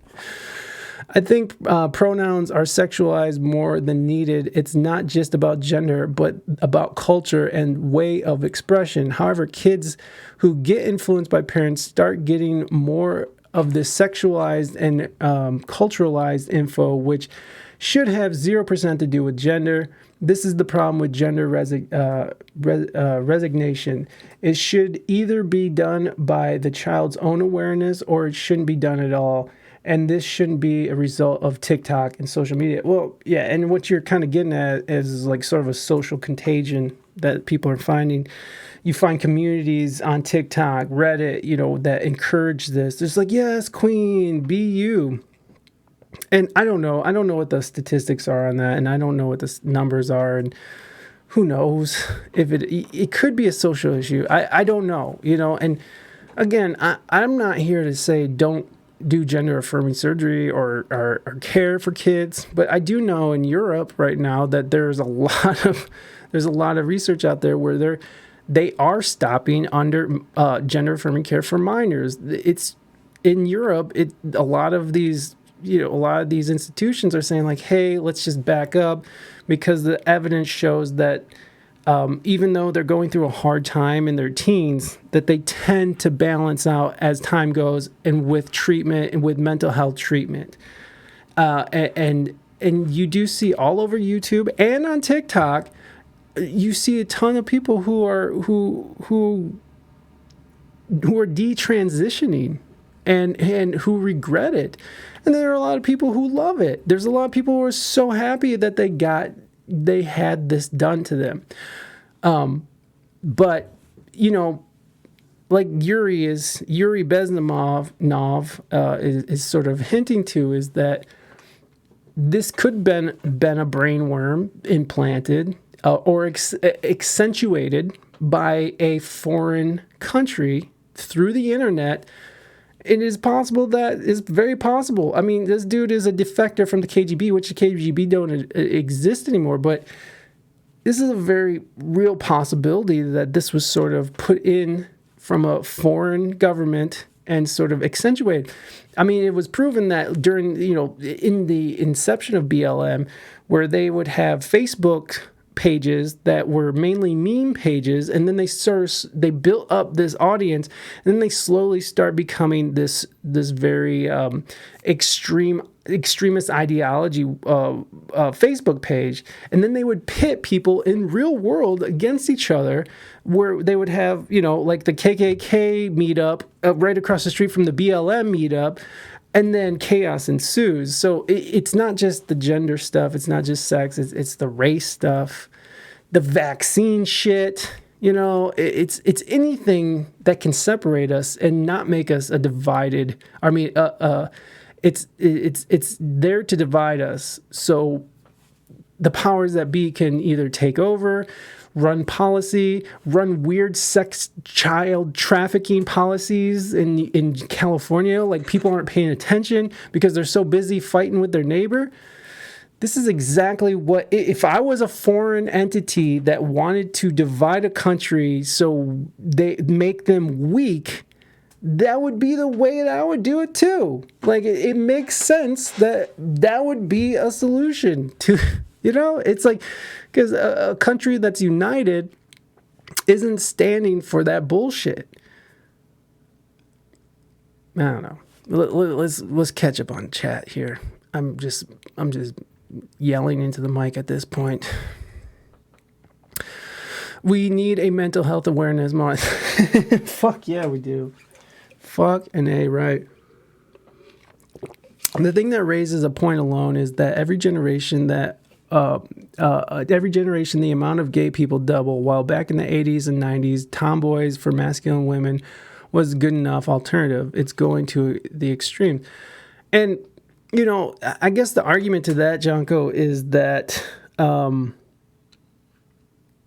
the 80s and 90s, this culture wasn't very friendly towards, the LGBTQ plus community. So there's more people coming out because they feel safer because culture has shifted. So that's the argument, right? That's the argument coming from. I don't know if that's true. I mean, I know it's true. When you watch any movies from even early 2000s, they're dropping, the F word, they're calling people, oh, you're gay. Why are you gay? This guy. Why are you gay? So culture has shifted dramatically.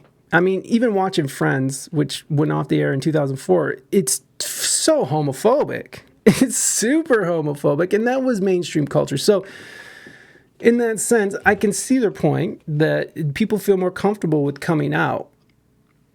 I don't know. June. You want June? You want already exists? What is Mental Health Month? It's October?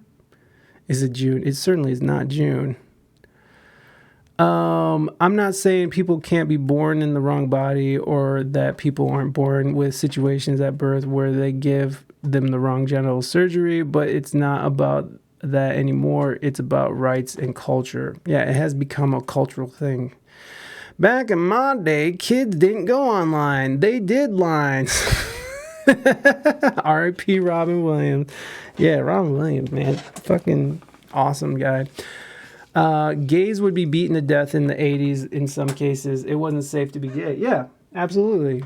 Absolutely. And in some places, it's not safe to be gay now here in America. It's not safe to be black in some places in America. I've been absolutely fascinated with the demasculization and brainwashing of humanity because we keep getting these black pill or red pill tates. This is on purpose, men. They want bad role models so they can see white man bad, which is true, which is really, which is what we're seeing now. This whole thing, this whole anti-white thing, which I get it. There's a history of whites dominating black people or people of color, and it's still a thing. But I feel like culturally, like the whole LGBTQ movement, we've evolved that I don't believe most people are sitting there harboring hate towards somebody. I think most people are indifferent. I think most people are like, most people are concerned about like what they're getting for dinner or just trying to get through a job and get home and chill. I don't think most people here. Of course, there are assholes out there. There's always going to be assholes. There's never going to be this utopian place where everybody gets along and everyone agrees and everything is just like really happy and rainbows everywhere and black fists of power everywhere. Like it's never going to be that. But it can be a place where we have rational conversations because at one point, especially in this country, people were able to gather, have discussions without wanting to murder each other. And when you have a mainstream media, when you have a government, when you have a social media that is aimed at dividing people, of course we're not going to be able to have a conversation. People can't even have conversation. They have to leave the conversation or they get mad and storm away. It's like, hey, we should be talking about this. This is very important because we do need to be united through these fucking crazy times when child sex trafficking is at a fucking staggering height. When inflation is out of fucking control, when you have governments being captured by international corporate interests, it is very important for us to be united. It's a battle between homophobia, heavy sexualization, and demasculization. And the demasculization thing too is kind of weird. Like this, like just white toxic male behavior, right? Or anybody could be a toxic male. It's like, man, we were talking about this lightly at the beginning. Like you'll never see when war occurs, like in the Ukraine. What did they do? Did they send? Were women ordered to the front line in the Ukraine-Russian invasion? Were women sent to the front line? No, it wasn't. It was women and children sent the fuck out, and the men had to stay, and they're the ones fighting the war. I'm not saying women can't fight in war, because definitely women can be bad motherfuckers, but when it comes down to hand-to-hand, and we're seeing this with transgender folks in sports, you're seeing this where who's that swimmer? I can't remember her name, but she just demolished everybody. It's because she is still genetically and biologically a dude. And I get that she's a woman now, and I'm totally willing to call her a woman. But when the brass hits the fucking pavement, or when the tires hit the pavement, it's dudes that are out there fucking going hand to hand, face to face, bayonet to bayonet, blood in, blood out, baby. And it's fucking, you're not going to find a bunch of women on oil rigs. You're not going to find a bunch of women working in sewers. You're not going to find a bunch of women in the construction field. Not that they can't do it, but it's just a thing that women tend not to do. The idea to say that strong men aren't needed is ridiculous. Of course we need strong men. We need strong men. We need strong women. We need strong people. We just need strong motherfuckers out there. And to sit here and make everybody into this, everybody gets a fucking participation trophy and everyone's feelings have to be addressed. And I'm not saying that mental health isn't important, but we are definitely taking away the fighting spirit. And I think it has a lot to do with just being comfortable as humans. We're just very comfortable. The idea that we can just go to McDonald's and pay, $2 and we got a meal. We're good, right? We don't have to hunt for shit. We don't have to go and grow, harvest. We don't have to fucking, pump our water or go, 2 miles to the river and get the day's ration of water and carry that shit back and then boil it and then use it for food and bathing and drinking.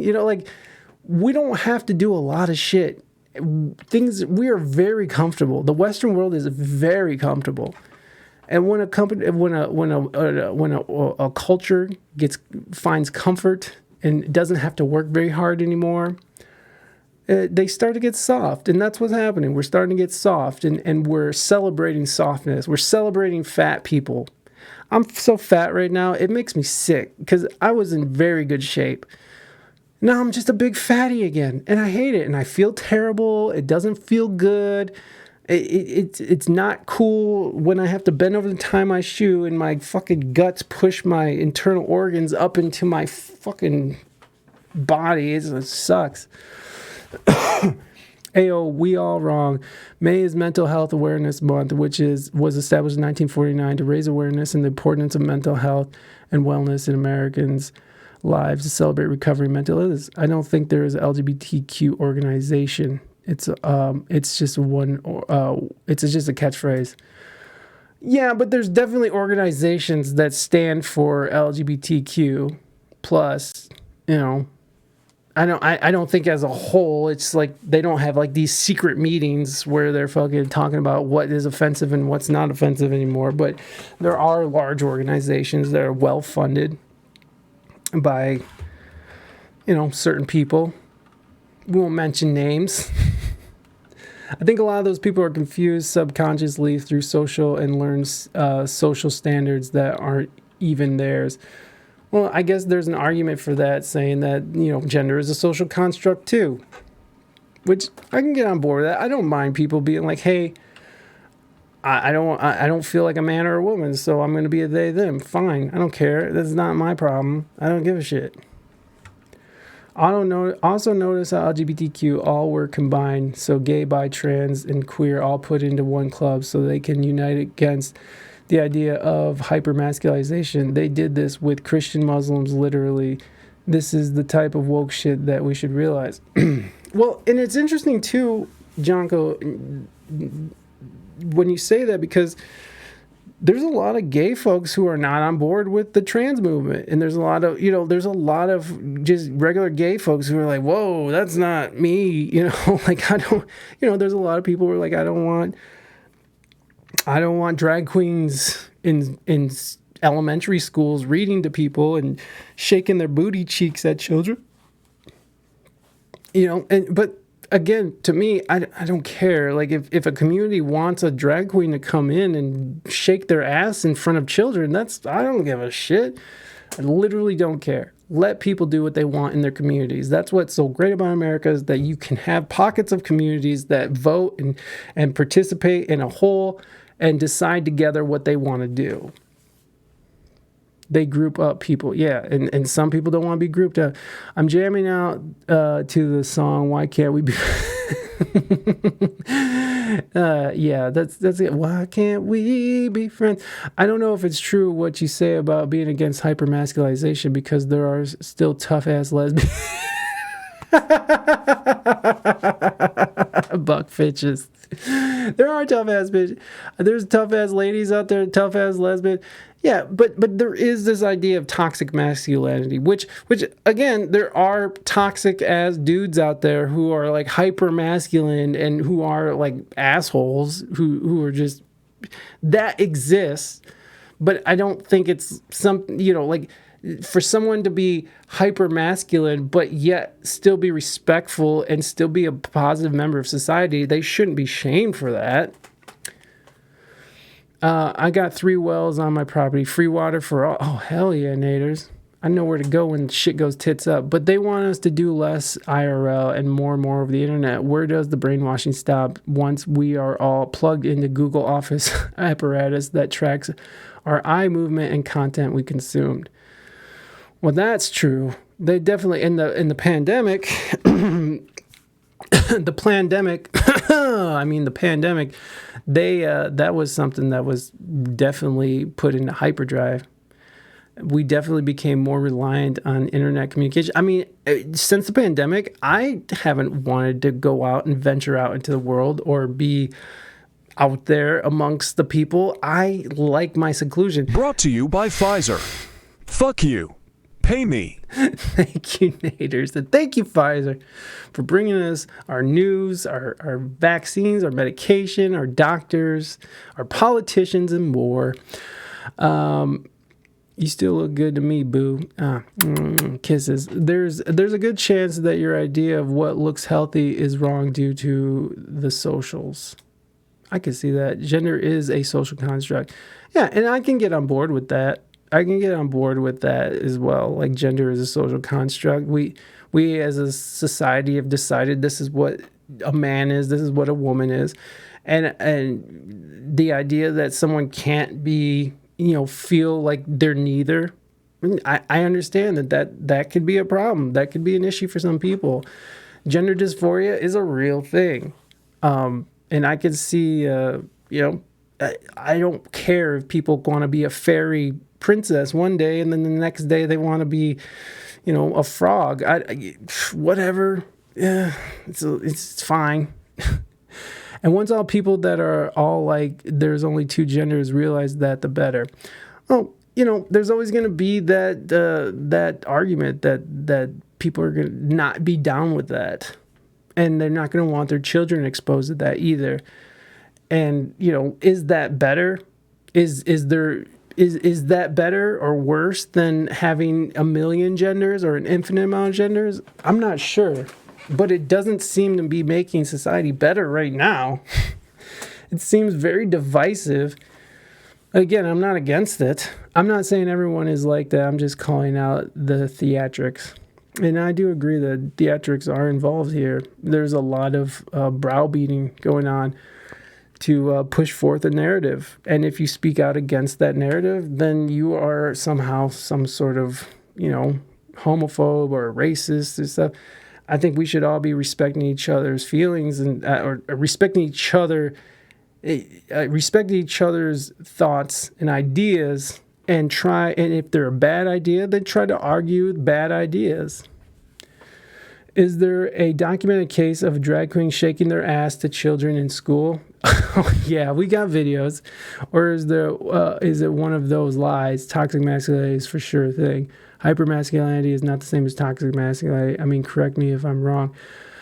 Yeah, Buck Fitches, there's videos of people actually, yeah, let's pull up the videos. I don't know if they'll be on, let's see. Drag queens dancing for children. Let's see. Here we go. This is a good one. Look at, boom. Yay, little babies. Ooh, yeah, look at my butt. Cool. Yes, queen. Yes, auntie. Yes, queen.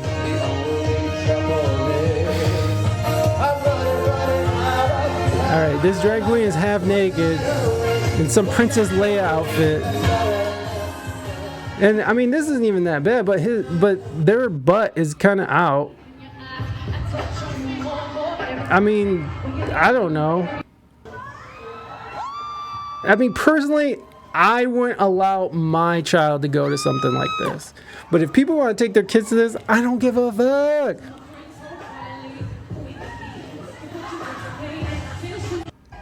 He's not a pro.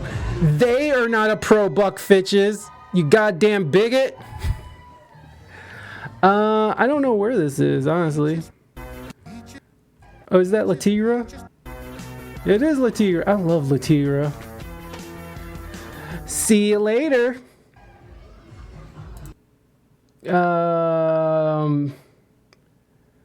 This is Palm Springs. Let's see.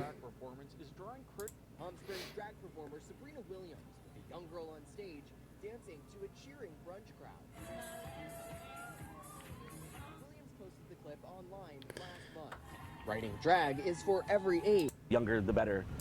Generating replies that money, that's not what this I mean, that doesn't look horrible to me. But the ones, I mean, there's some where they're like almost lap dancing these children. I learned today that our Minister of Health, who told people they couldn't go outside and had to download a COVID app, didn't even give the jab to his kids. And his reasoning was because he's religious. Biggest crap. Yeah, you know, he's like, you have to do this, but we're not going to do this. Do you know any trans people in real life? Do I know any trans people in real life? I do. My niece is trans. I have a trans niece. I just think humans themselves are cool. Being in a club doesn't make you cooler. Everyone should do what they want and pursue their dreams. I agree. But you know, you're not wrong, Jonko, that there's this narrative, right, that they're pushing, that is being pushed onto people. And if you don't agree with it, then you're all of a sudden some kind of person who endorses hate. And I don't see it like that. You don't have to agree with everything another person says. That's why we have freedom of expression, freedom of speech. That one's too far, but he is not a pro. It's just weird and sexualized shit. Yeah, and we are over-sexualizing our fucking... This culture, the Western culture, is super over-sexualized. And I'm kind of for it. I do got to say that I tend to go towards this... I tend to be an addict on things, so I tend to like my Instagram is full of big black butts, okay? Tons of black booty.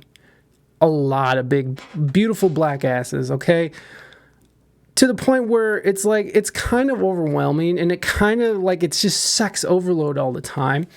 You know, sexualizing children. Children have access to these apps. They have access to YouTube, and things are being pushed onto kids. And again, if that's what the community wants, if that's their community, if that's what they want to do to pursue their happiness, then fine.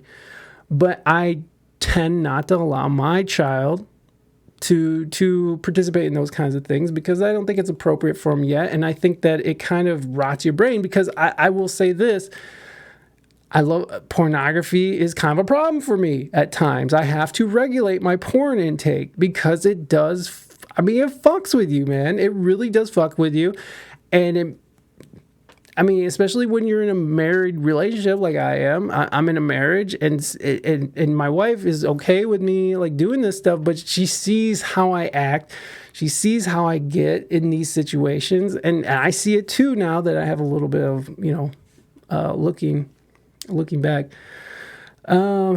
Is the same as they're doing on TV mainstream. Yeah, well, yeah, when you look at MTV doesn't really do anything like that. Well, I guess they still do, but yeah, there's asses and booties and titties out everywhere. This could be happening only a couple times, but it shouldn't happen. Yeah, and I don't think it's the way it is everywhere where drag queens come in and whip their bulges at kids, but it definitely is in my eyes it's inappropriate, but again, if you want to take your child to that, I'm not against you doing that. You do you, boo. The twerking one is too far, but nothing else. Western, no all cultures. The grooming of children has been a thing forever.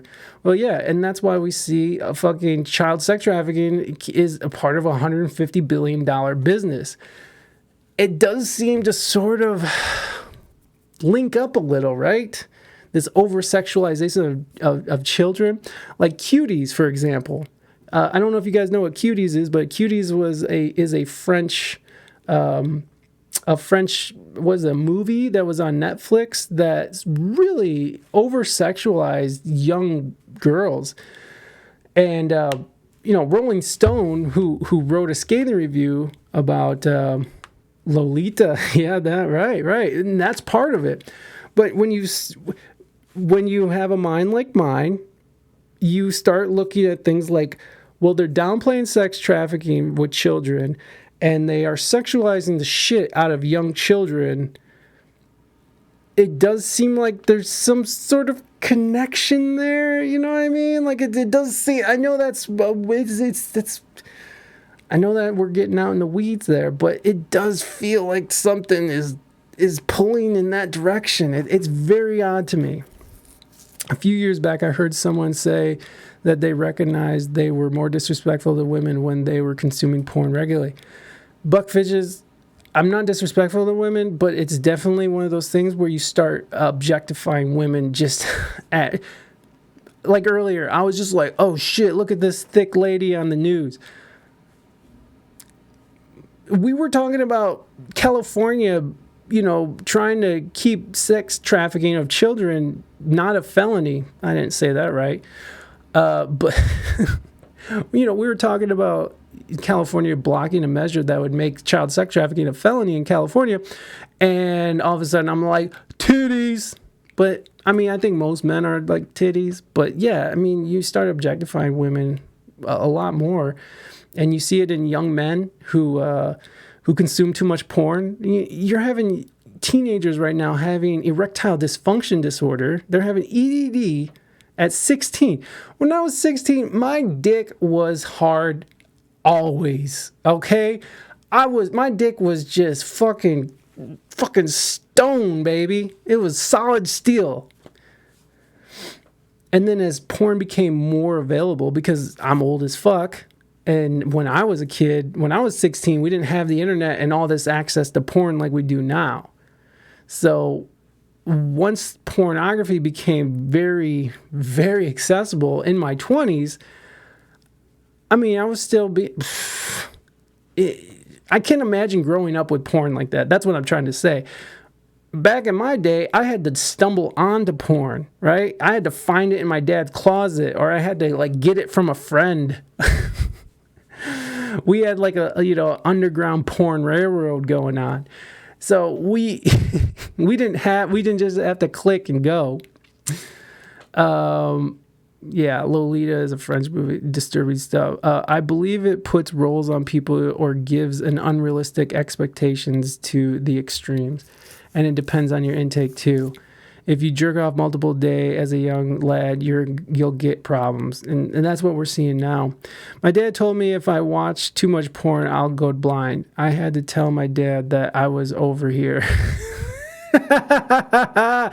Boom! Okay! Yeah! Panda. Hadouken!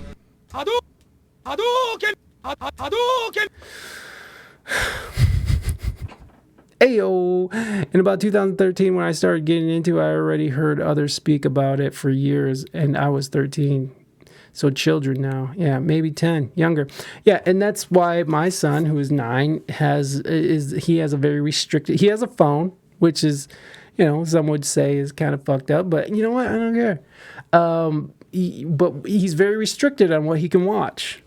He has a time limit on his phone.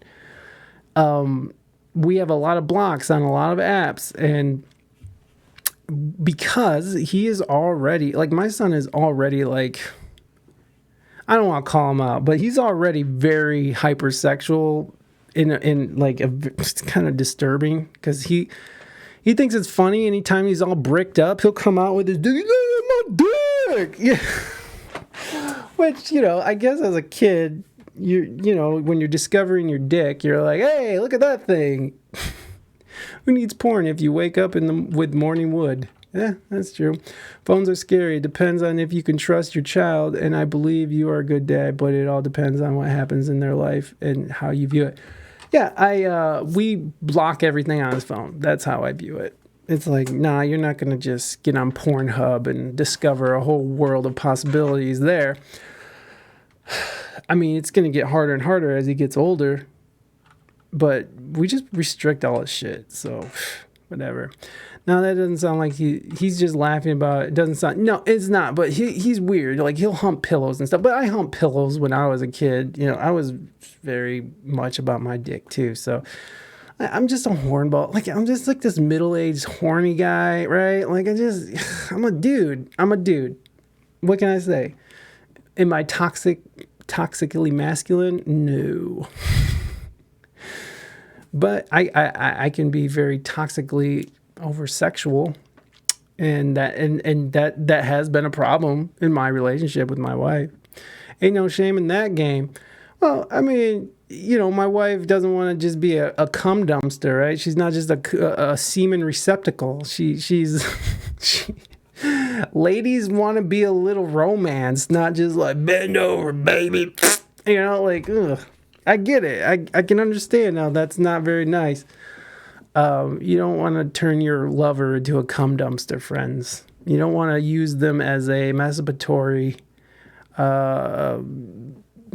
machine. You just get it out. And sometimes that's what it is for dudes. I mean, that's what, jerking off can be, is like, I just need to get this out of me, because you can make some really bad decisions while you're all, horned up. Wise words from someone with another kid on the way. Look, we were trying to have a kid, okay? No refund. We were trying to have a kid, and I took advantage of that. There is no refunds on pregnancy. I mean, I guess there is a little bit. I mean, I guess you could just go flush it. Love you too, Nader Tater. Love you too, buddy. Okay, so I love this video of this dude. We'll go through this a little bit, and then we'll get the fuck out of here.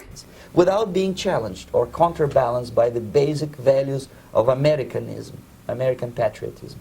The result you can see.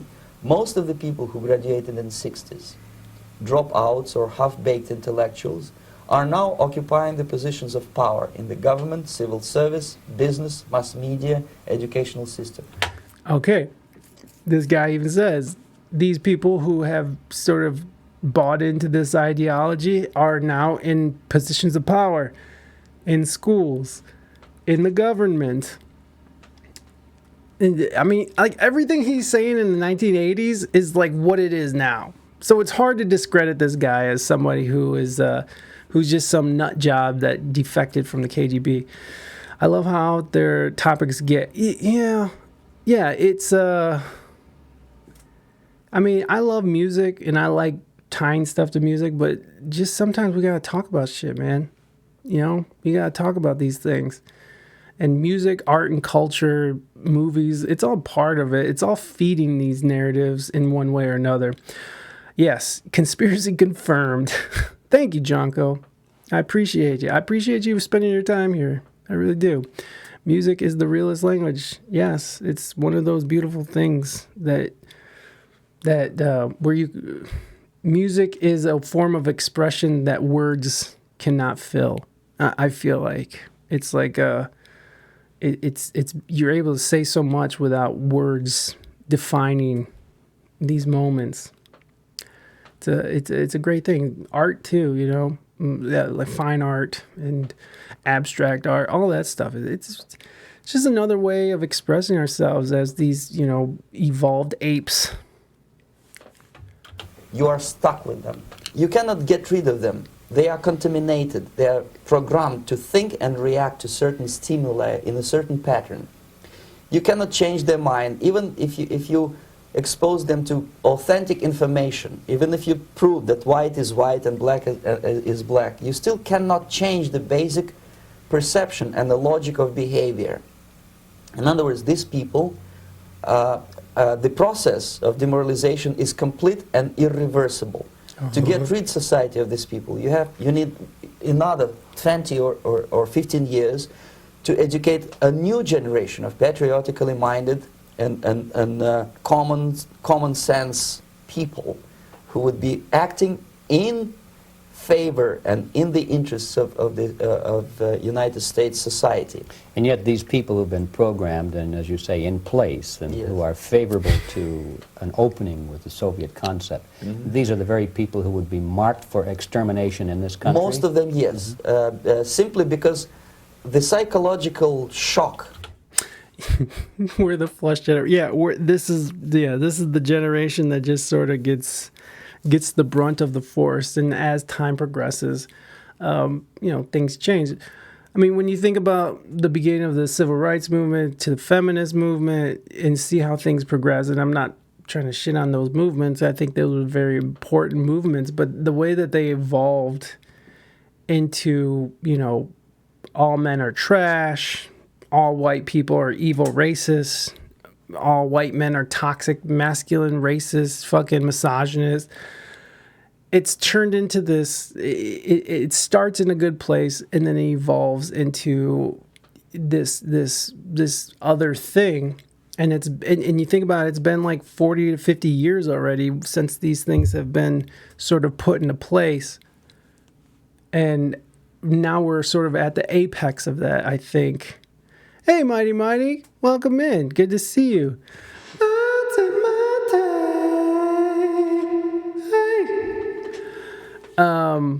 That's comforting too, that it will get better. You just gotta save it. Well, and you're seeing that with the pushback of people who are like, they're done with this shit. I mean, I think a big win was that California bill that was pushed back against, which was it was Republicans and Democrats came together and was like, hey, child sex trafficking should be a felony, even though they tried blocking that.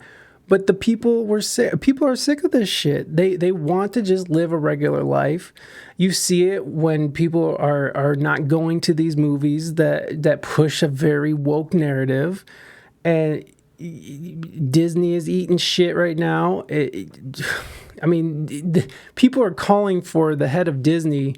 They're calling for her head. They're like, that bitch needs to go. She ruined Star Wars. She ruined Indiana Jones. She's ruining the animation. Like, Disney has a fucking, Disney has weird perverted shit in their animations as well. But, they got a legacy that's failing. So you're seeing people with their dollar. You're seeing it with Bud Light and Dylan Mulvaney. You're seeing people push back against these extreme ideologies where they just want to just entertain us. Like Top Gun was a very popular movie last year. Maverick was a huge movie. And it was very patriotic. And so you have a big, huge swath of people who just want to live their lives and don't want to be inundated with just constant woke culture.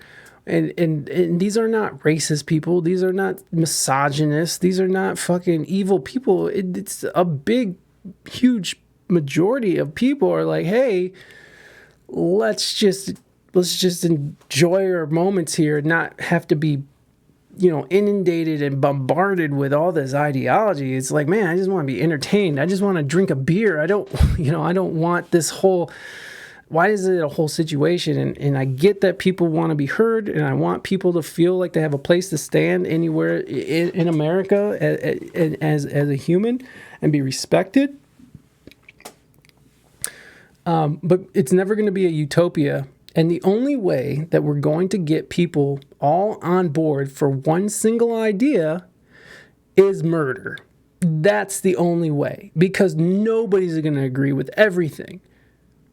No one's going to agree. I mean, even within the LGBTQ plus community, there's disagreements. Like, there's lesbians who are against fucking, who are like, hey, I'm a woman. Like, I embrace my womanhood. And to say that women are being erased is offensive to lesbians. So like even within communities, it's disparate. And yeah, that's the only way that you're going to achieve a utopia. And even then, it's like, is that a utopia where you're murdering your neighbor because they won't call you the correct pronoun? But that's the only way we're going to push an ideology where everyone agrees. And whether they agree with it or not, they're going to agree. They're going to agree because of fear of death. And there's some people who want that, right? There's some people who is like, you either agree with me or die. And that's real shit. That's real shit. And it goes on both sides. It goes on these white supremacist piece of shits. And it goes on the side of fucking very liberal-minded people. And there's no other way to get everyone on board with one idea other than to murder them. So that's how that works. That's how that goes. Doesn't really work out great. Not having diversity of idea does not work out great. There's lots of examples in history that that show that. When they will see in future what the beautiful society of equality and social justice means in practice, obviously they will revolt. They will be very unhappy, frustrated people, and the Marxist-Leninist regime does not tolerate these people. They will join the links of dissenters, dissidents. Unlike in present United States, there will be no place for dissent in future Marxist-Leninist America.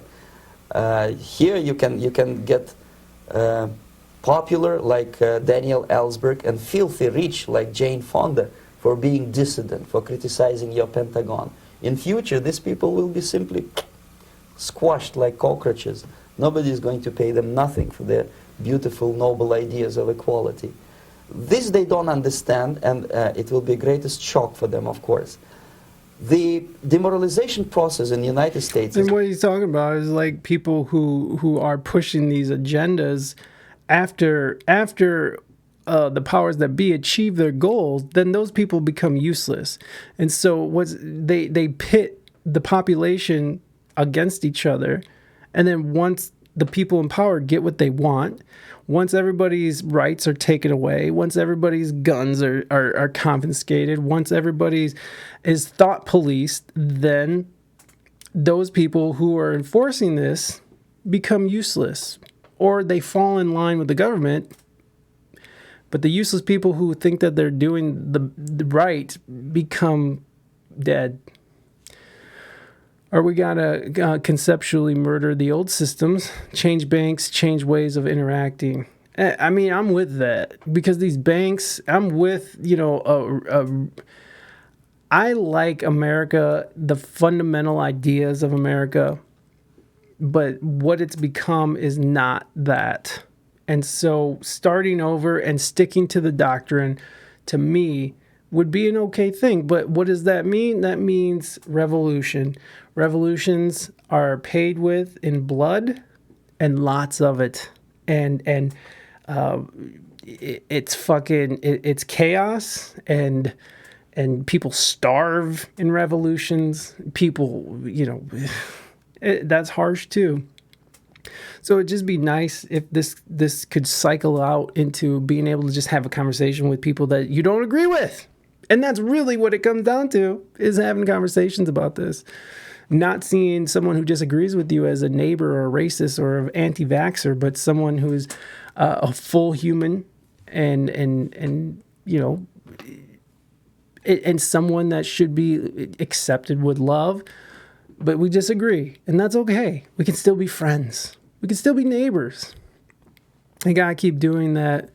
They pretty much did that throughout all history with rights, right? They make people upset and then make them fight for rights, then switch it up once it reaches a peak, and it starts over again, yeah. And then, whoever the new regime is after the revolution, eventually that becomes corrupt, because power corrupts. When you look at Fidel Castro and Che Guevara, I believe that's how you say it. They fucking, as soon as they got into power, they just turned it into a tyranny. And, I'm not saying Cubans don't live a good life, but there's a reason why Cubans fucking are trying to escape to America all the time, constantly.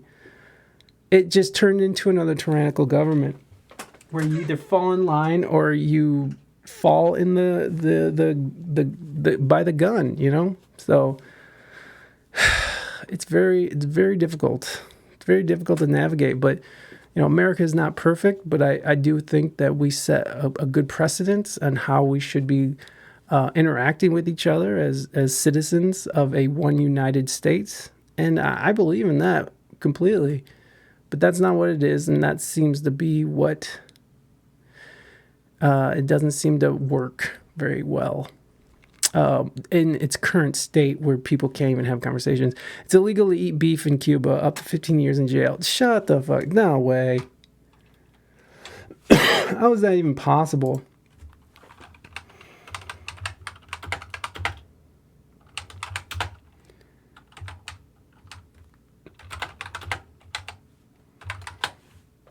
Cuba loosens ban on cattle slaughter.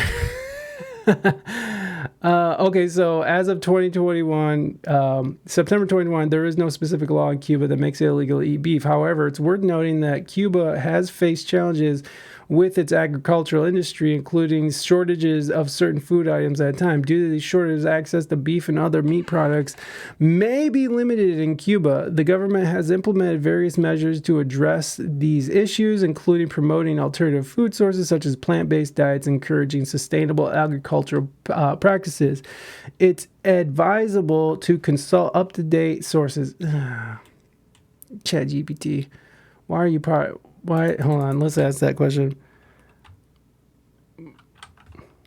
Fuck them.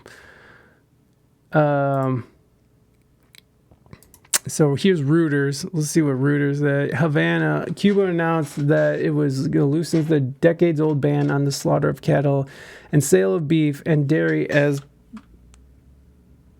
part of the agriculture reforms as the communist-run country battles with food shortages. Ranchers will be allowed to do as they wish with their livestock after meeting state quotas and always with a guarantee it will not result in a reduction of the herd. The Communist Party Daily Grandma said late Tuesday. In 1963, the government made it illegal for Cubans to slaughter their cows to sell beef and byproducts without state permission after Hurricane Flora killed 20% of the country's herd. The number of cattle and milk production improved through 1989 when the Soviet Union collapsed. Since then, the herd remains stagnant at around 70% of a 1963 level, and powdered milk imports increased. Hey! Chat KGB! Do they have Indian cows now? Beef is for the elites. That does sound familiar, though. That does sound like, hey, eat bugs. Eat bugs, useless class. Why we get to eat the finest Wagyu.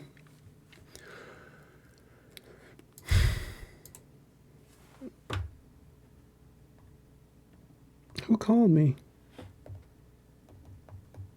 Someone called me. Oh, I know what it is. As Bill Gates owns most farmland. Yeah, he does. So that's interesting. So you couldn't even fucking have beef, even if they were your cows. And that's fucking communism right there. Not being able to fucking eat and slaughter your own cows or sell it how you want. Now, that's fucking communism right there, baby. Sweet, sweet communism. I'm going to grow an extra robot arm. Might as well. I'm not eating any food produced by that guy. Man, I don't know. It's kind of hard not to. I'm going to grow an extra robot arm. You might as well. I think a majority of people are going to have a hard time with that. It's basically completed already. For the last 25 years. Actually, it's overfulfilled because demoralization now reaches such areas where previously not even Comrade Andropov and all his experts would even dream of such a tremendous success. Yeah, BlackRock has their dirty little fingers in all of it, huh? And they're trying to make you guys not farm. It's like, we're not farming, you guys gotta do it like this. It's very strange. My mom is leaning to farm outside of city. I mean, that might be your best bet, bro. It's like, get out of the city. We just bought a house in the city, which I'm not super excited about being in the city, but I mean, I did get permission to buy more firearms, so whatever. Let's go. My garden is looking good. My herbs are 7 foot tall. Let's go. Let's go.